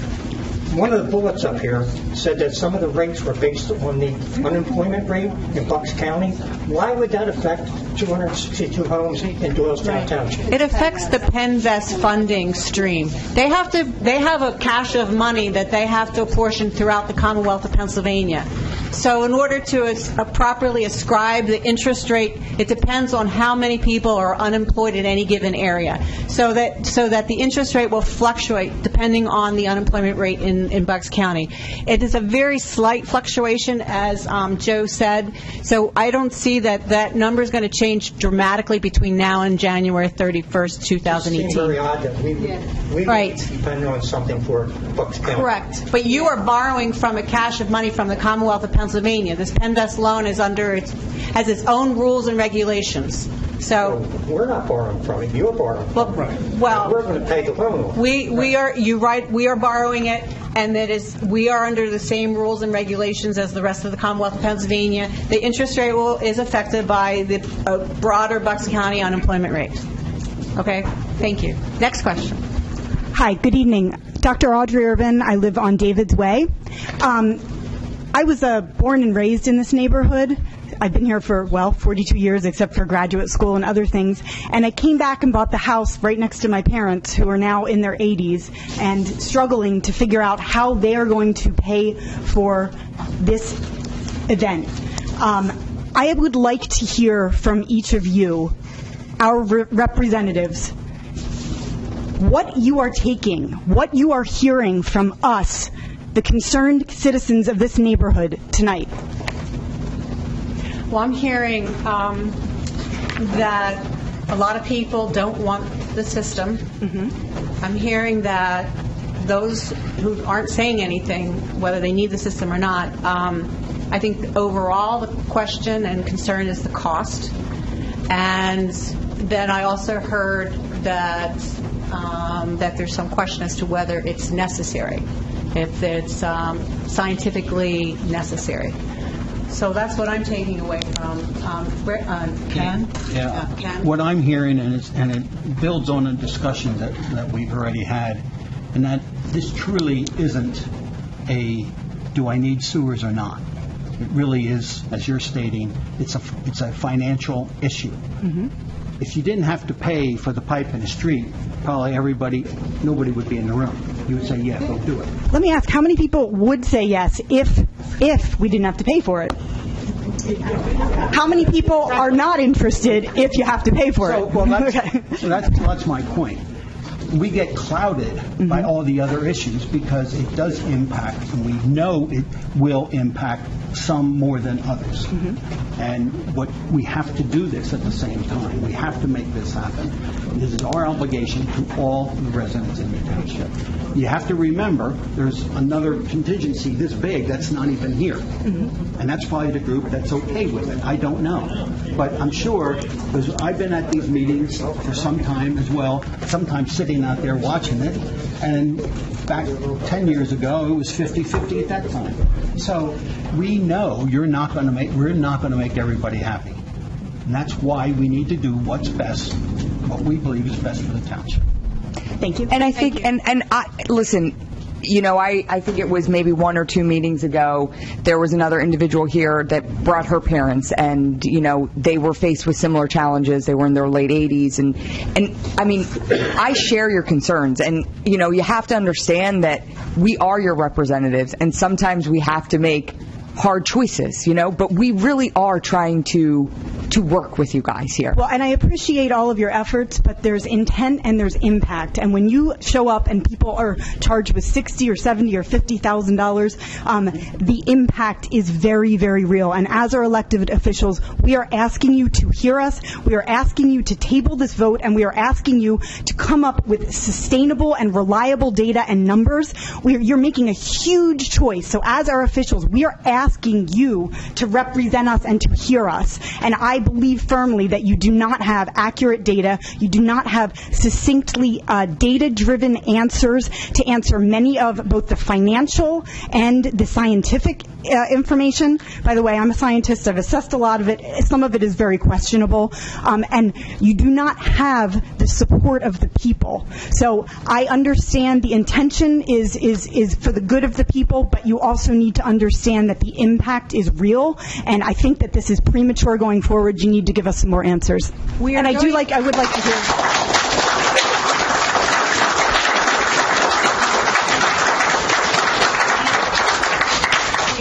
Going to pass on the ordinance tonight because we want to see the contract working with the ordinance. It's going to be considered at our next meeting on August 15th. If you're intending to do that, why don't you table the public hearing to the next meeting, which is August 1st? What time is it? No, August 15th. August 15th, good. August 15th, and I believe that time is 7 o'clock. So you've just made an official motion to table? Yeah, we said that before. We were going to table it. You didn't make it official, but I would also ask you to listen to the people that aren't here. Mm-hmm. The people that aren't here? Correct. I don't hear them or see them. Well, I'll tell you what they say. I'll give you the benefit of the feedback that we get. Uh-huh. Their septic tank field is inadequate. It requires constant pumping. The houses sold in the neighborhood were inspected by the health department and did not pass, which meant some had to decrease the price of their property in order to let the sale go through. In fact, one of them talks about when they have a party, maybe 20 people, you're going to have your friends and family over, 20 people. One of the things on your to-do list is to see if you can get 2 porta-johns there. That's how bad it is for many people that aren't here. So listen to them also. I'm very concerned about the people who aren't here in their porta-johns, but really I'm not. I'm more concerned about the older adults and the people who are on limited incomes and the people in this room who can't afford and still question the reasons for these decisions. What we are asking for is responsible choices. So I'm thankful that you tabled the vote. I do understand that there are many voices in this, but I'm thankful that you were able to hear us tonight. Thank you. All right, I see one lady up here. Can I ask a question? You may, please. Quick question and a comment. Tina DiBiaso, Westaway Lane. I also grew up in this neighborhood. I've been here since 1960. I understand sewer problems. First, one and only question. For someone that cannot afford the money up front, can they put a full lien on their property and not have it paid until the property is sold? No, they'd have to pay off the monthly payments of quarterly, $165 a quarter or a month or whatever it is. But if they do not, what would happen would be a legal mechanism called having a judgment put on, and then when the house would be sold, the money would be paid. The money would be paid. Okay, number 2. Our home on Westaway Lane we bought in 2002. We were told at that time that we would have sewers within 8 years. That is the only reason we bought the home. We knew the sewers were bad the day we moved in. 3 weeks later, we could not flush our toilet. We have never received a letter that our system has failed. That's because on day A it doesn't fail, on day B it does. That's right. We cannot have a family party unless we bring in a porta-john, and our house is not one of the ones that you have listed on as failed. So I know there's a lot of them out there that are failing that are not counted as failing. And we know that as well. So, all right, that's all the questions we're going to take tonight. You can come back on the 15th if you have any other questions. The table you need. Is there a motion? One more. Penny, go ahead. Question, not a comment. Question. No comment, a question. There's some of us in this 250 homes that are part of the gray-haired gang. If we were to go and get a reverse mortgage or come up with our own funding, would that get us out from underneath this lien? Yes, absolutely. Finance it any way you want. Okay. Yes. Thank you. I'd like to make a motion to table this ordinance until our next meeting on August 15th. Is there a second? Second. All in favor? Aye. We have other business, so if you're leaving now, please do so quietly so we can continue with the rest of the agenda. Thank you very much, everybody. Thank you. Good night. Thank you. Thank you. Please leave so quietly so we can get on with the rest of the agenda. Thank you. Thanks, Matt.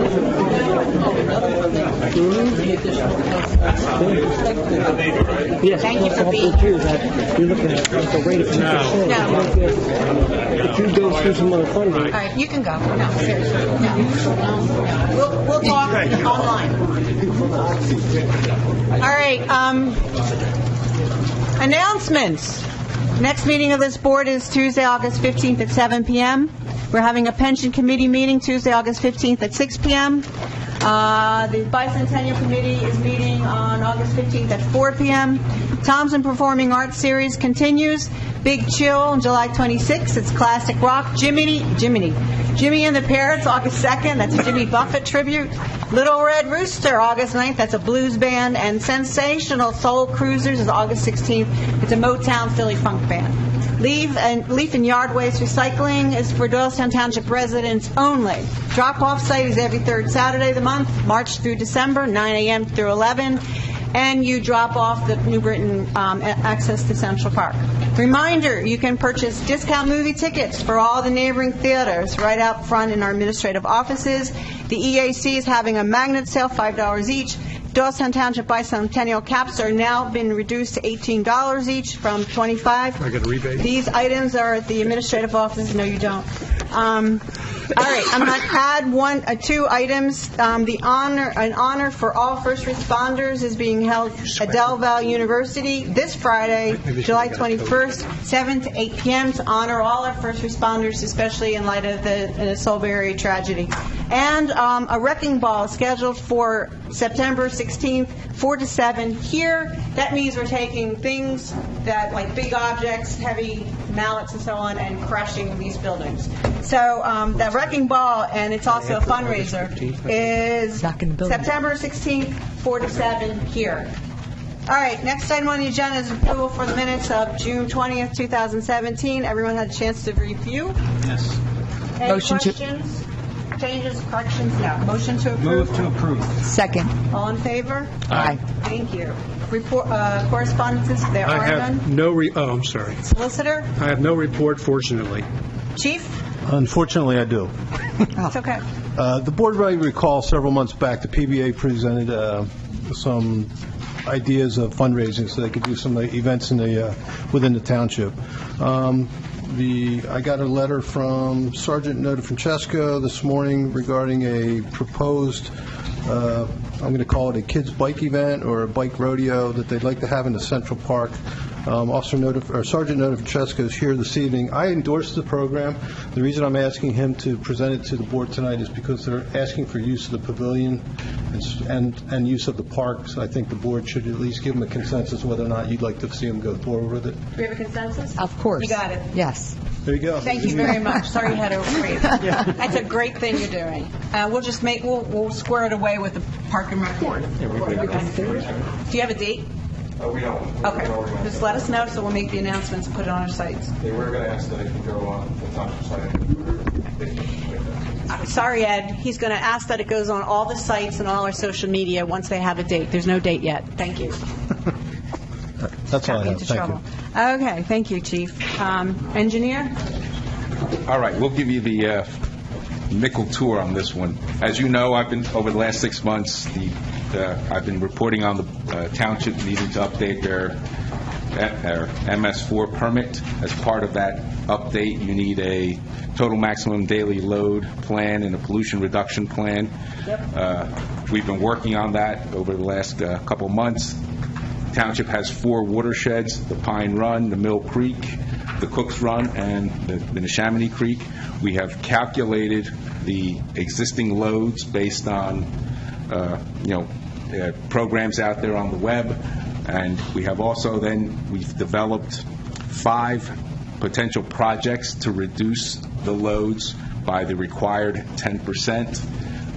There are other load reductions required for the Pine Run and the Mill Creek, but DEP says that for the short term we can do 10% across the board. The projects are 2 basin retrofits, basically taking old basins that were constructed back in the 1990s and retrofitting them to today's standards. We can get roughly 50% efficiency out of them. It would be 3 basins, actually 2 projects. They would take care of certain watersheds, and there's 3 stream restoration projects, one being the stream in back of the municipal complex here, one being off of Pine Run Lane, and the third one, excuse me while I'm looking for it, is off of Old New Road. Yeah. What area is that in? I do not know. Patrick Boggs from GHD, who did this plan, is on vacation this week, went out with Paul Garr and rode the township and looked at all these areas for possible potential projects, and these are the 5 that he's recommending that we put into the plan. Now, what we need tonight is that this plan needs to be presented to the public, and we need to take written public comment for 30 days and present it at a meeting. We have chosen the August 15th meeting for that. The problem is that the plan and the permit is due to DEP on September 16th, and you don't have a meeting before that, so that's why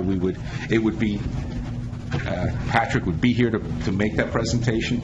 I don't see it taking more than 15 minutes. So what we need this evening is authorization to publish the plan. Is there a motion? And I'll take any questions you may have. Question. Does all this work need to be completed next year? No. The work would be completed over a 5-year term between, say, March of 2018 to March of 2022. So we don't have to have that 10% reduction until 2022. Right, correct. Yeah. I know that also the board has asked for cost estimates. Yep. GHD is preparing those cost estimates, and they'll be, I don't know if they'll be presented to the board. I don't know if at that time, but they are working on it. Well, it's important that we have those cost estimates so we can build them into our budget cycle. We understand that, and we are we are working on that. I would have given you a lot more information, but I don't think... Mine is just a brief question. Now that we're looking into the future, do you see anything or have any thoughts on whether Planning Commission should be looking at changing some ordinances to help us get better or less stormwater going into the system? Well, you could look into making your stormwater regulations more restrictive, or... Can you just send us some examples we can talk at the Planning Commission about? I'll see. I mean, again, this is just off the top of my head. Instead of, as part of the Neshaminy Creek watershed, we usually take 2 inches. For volume control, we use 2 inches. You can make it 3 inches, and then have the township take the 1-inch credit for all of this. That we cannot, we can put that in the plan, but since we don't know how much development it is, we cannot say we're going to reduce so much by the end of 5 years. These projects actually have some numbers that we meet the targets. I'm okay with them, but I'm looking for the future. Right, if you give us some ideas. We'll look into that. Okay. Okay. And I apologize for being brief. No, I'm okay. You need a motion, or what do you need? Yes, a motion. I'll make a motion to advertise. All in favor? Aye. Thank you. Thank you, Mario. All right, Director of Operations, anything? Nothing at this Yay, time. okay. All right, training request from Stephanie for ICMA. There's 2 training requests. One is mine for the ICMA conference. The other is for Rick Shea, our fire marshal, to continue continuing education and training. You guys have your memos. Sorry to interrupt. You got memos. Anybody questions? Is there a motion to approve or vote? Motion to approve. Second? Second. All in favor? Aye. They're both approved. Thank you. Thank you. All right. Second is an agreement for professional services with EE Office Automations to work with our finance department, working in some budget analyst work that we've been working on in the last couple of years, and feel that this is the best way to go at this point in time. I'd like to table this just till the next meeting. There are a couple questions I have if the agreement is written. Okay. If that's possible. I'll tell you what. One of them is, now I'd like to get it done, but first of all, I think 90 days is too long for notice when we got someone working here, rather 30 days. I don't have it in front of me. The other thing is, there's a question about intellectual property and services, and there's a question it's just a wording question about the intellectual property created after that needs a word there. The other thing is that the product of anybody's separately owned property is not that person's property, it's the township's property. So if you're using that person's system while working here, the property, the results of that system is a township property. So anything that's generated as a result of that system is township property. Like, you can't leave with our billing information. Right. The other thing is I would add also a confidentiality provision. That's all. Well, can we make a motion to approve this agreement with those changes, subject to the EE Automation approving those changes? I would like to do that because I think it's important we get this moving. All right, that's fine. I'll make that motion. You'll. And I know what the questions are. Okay. All right. There's a motion and a second with the changes as I just articulated them. All in favor? Aye. All right, I'll work on that with the manager. Okay, thanks. Second quarter update, Ken Wallace. We're not doing that. We took that. We took that off the table. Okay. House Bill 1010. You have that in front of you. I caution us from making, going into areas that are not our authority. The Cato, however, Bucks County Association of Township Officials has recommended and asked that all townships in Bucks County issue this resolution, and that is opposing these little video gambling devices in local taverns and bars. Now, the reason why is not to protect Parks Casino in Ben Salem, but it is to have local control over these facilities like we do with moving our licenses from one place to another. I told the Cato that I would bring it to the board. I can tell you that Representative Quinn is opposed to this. Senator McElhenney is opposed to this. It passed the House, so it got approved through the House despite her opposition. It's now before a Senate Revenue Committee, so that's where it languishes. It probably won't languish long because they need to find money for the budget. What's the pleasure of the board? Asking us. I'm asking that we consider passing a resolution opposing these gaming units in our... I don't support it. You don't support it? I don't support it either. Don't support the resolution? No, it's just... Passing on it, moving on, so I did what I had to do. Unfinished business? Any other board comments, though? Any other board comments on that? No, on other things. Oh, supervisors' comments. Ken, you got anything? Yes, two quick things. Sorry. One is we had another pension subcommittee meeting last week with Debbie Breedy, so they got all their questions answered, so they're moving along good to get prepared and give an update at the pension subcommittee or pension meeting, which is next month. Also, wasn't for the output, but I did read the audit, the financial audit, and it was a very good audit, so good job, everybody there. And I saw in our packet, we got a letter about Push Out the Pusher campaign. Is there anything we need to do? Is there any action required from the township on that? No, they'll give us signs if we want them. Okay. Okay. I didn't know if there was anything else. Great. I had about 15 things, but let's just do 2 of them. One, the Planning Commission is taking a harder look at the historical ordinance resolution. It had good intents, but it seems like it's used as a entry into getting more housing and more development. For example, the one we got last month was, it's an historical site mainly because a Revolutionary a Revolutionary soldier lived there. So we want to take a step back and see what better look of our criteria is. And the second thing is we got a report from, as the second quarter 2017, from our wells. These are our wells that the DTMA is providing to the residents that have our water. And they're all well below the 70 parts per trillion. Many of them 15, 16, 13, 17, 15. So our drinking water of the residents that are drinking the DTMA township water in good shape. That's all I have. Brian? Just one quick thing.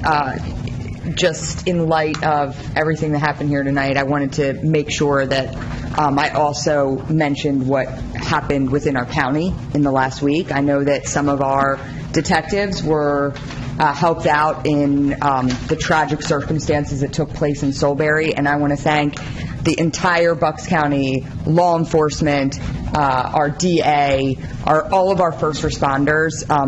I was actually on vacation last week, and just watching it from afar and just seeing how connected and united our county was, it was a really awesome thing to see in spite of the tragic events that took place. So thank you to everybody that was involved in everything that they did. So. And there will be a great thank you this Friday, 7 to 8 p.m. at Del Valle University. Yep. To honor our first responders. I just want to say one other thing. I attended the concert and fireworks Sunday night. Best fireworks I've ever seen, and we got a letter from residents who parroted the same thing. Best fireworks I have ever seen anywhere, anytime. It was an amazing show. Great night. So thank you, everybody. Thank you, Penn Color and Wegmans, who supported it. All right. Land developments for the Quinlan tract. That's a review extension. Is a motion to approve the extension? Motion to approve. Second. All in favor? Aye. All right. Doylestown Hospital building expansion. Mr. Zavone, I hear you say you wanted to be tabled until the 15th of August? Last on the agenda? With all due respect, I'd prefer not, and I will do you the courtesy. Yeah, you could do it for Kelly. So Kelly can be. I think I might send Kelly back for that one. All right, before you start your discussion. Yes, sir. The hospital and the Anchor Health Facility, which are sort of on the same plan, have filed a request for an amended final plan related to tax parcels 9-9-32-3 and 9-9-32-7 and 9-9-33. The applicant proposed to expand the hospital facilities by expanding the main building to house a proposed Heart Institute by reconfiguring a small parking lot, installation of additional underground detention. Anchor Health is proposing a new 3-story, 67,000 square foot medical office building with parking lots adjacent to the existing parking garage. The land development plans prepared by Boucher and James were dated December 23, 2016, last revised June 6, 2017. Your Planning Commission recommended approval subject to certain conditions at their meeting on June 26, 2017. I have articulated the conditions. Mr. Zavona has willingly said that he would agree to those conditions on behalf of the applicant. Should I read the conditions? Do you have them articulated in I do. Something that we can include in the minutes? I have them in my memo, but I'll... Does anyone need them articulated? Nope, no. I've reviewed them. We're good. All right, so are you willing to accept the conditions that were... For the record, we are happy to accept the conditions. They are consistent with the conditions that were recommended by the Planning Commission on June the 26th. I've spoken to the applicant, and we have no objection to any of Mr. Garton's outlined conditions. All right.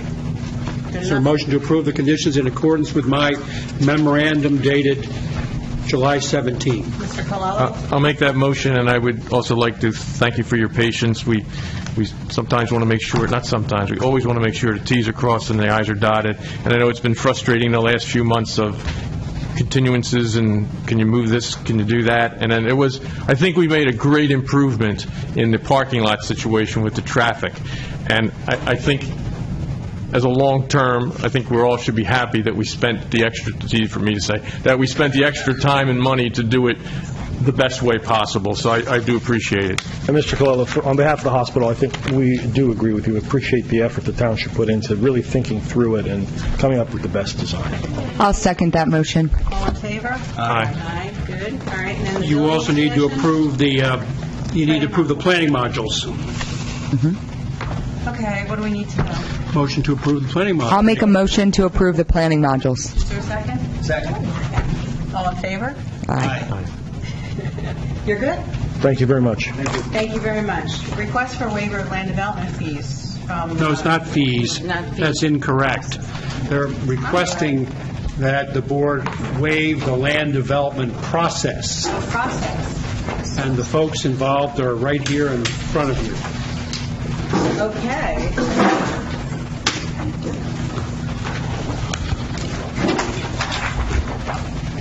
Oh, I see that. This is Healing House. All right, what's Healing House? Wait, you have to take the microphone. Go to the microphone. The Well, microphone. somebody's going to talk here. That person's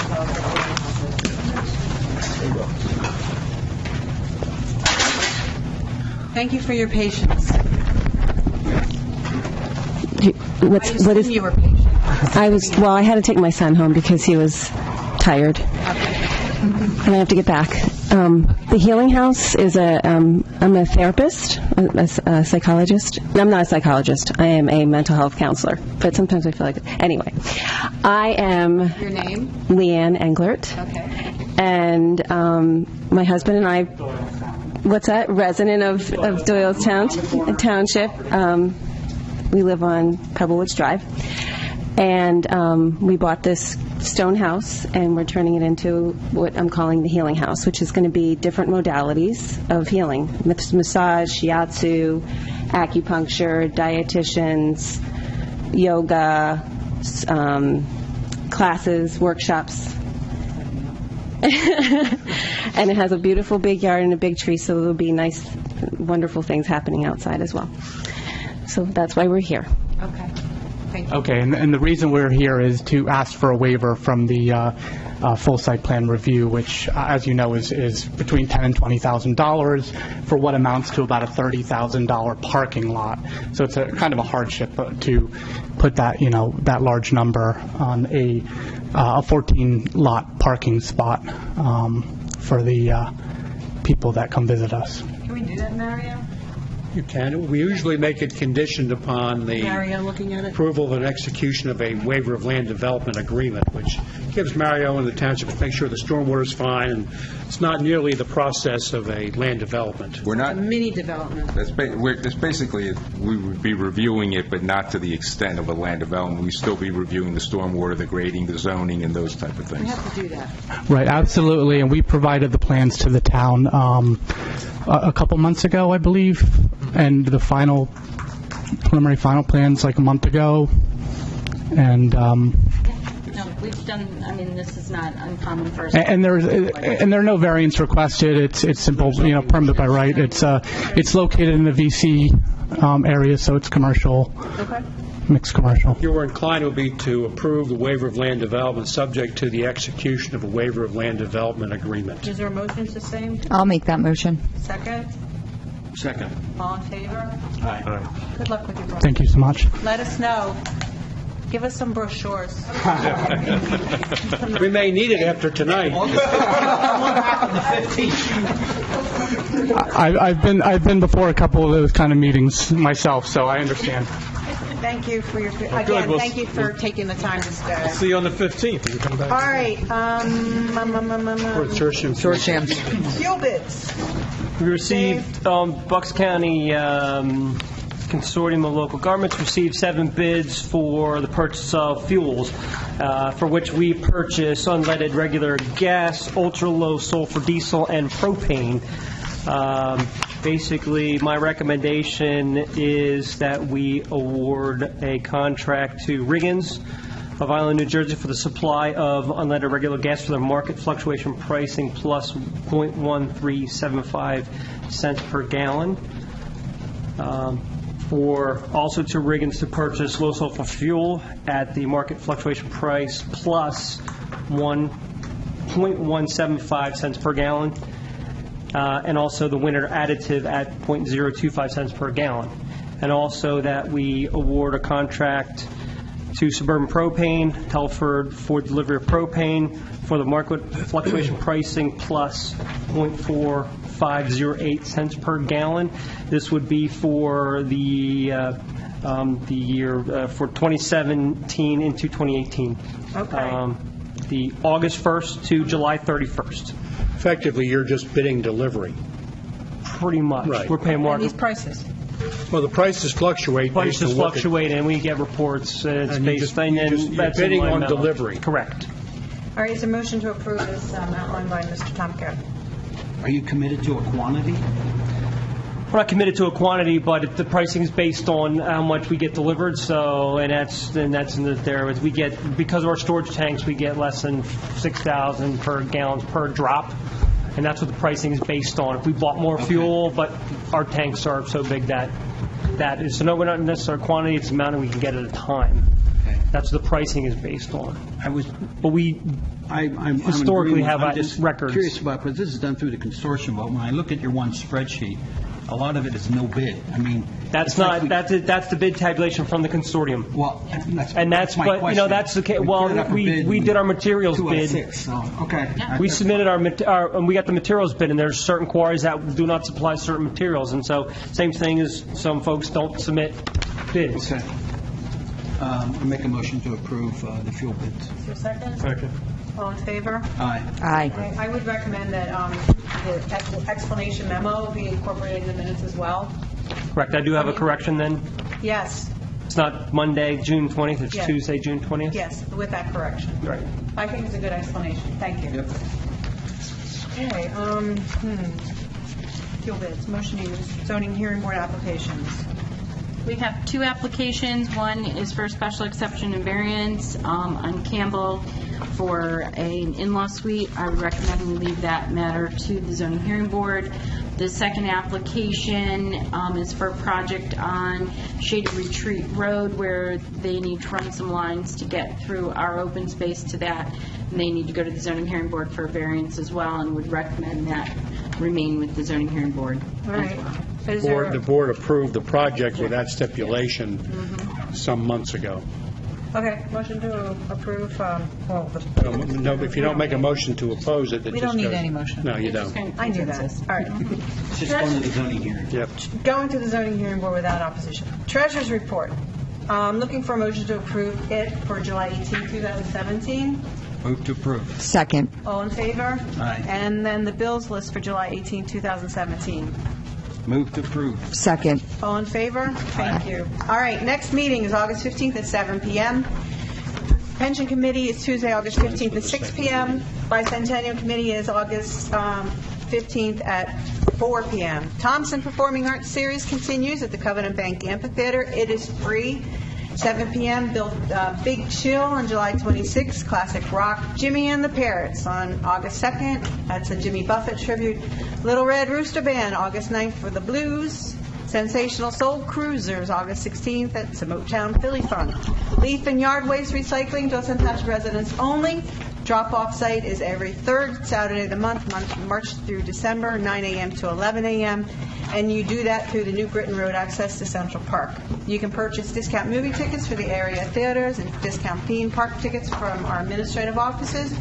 Fundraisers, EAC magnets, Township Bicentennial hats, and honor to all first responders this Friday, July 21st, 7 p.m. to 8 p.m. at Del Valle University. And the Wrecking Ball, September 16th, 4 to 7 here. I have no other business. Anybody else? We are adjourned. Thank you very much, everybody. I think I'm going to go on vacation on this. Thank you. Thank you. Thank I think we should let the next meeting go to Rick Colello. Hey. You weren't around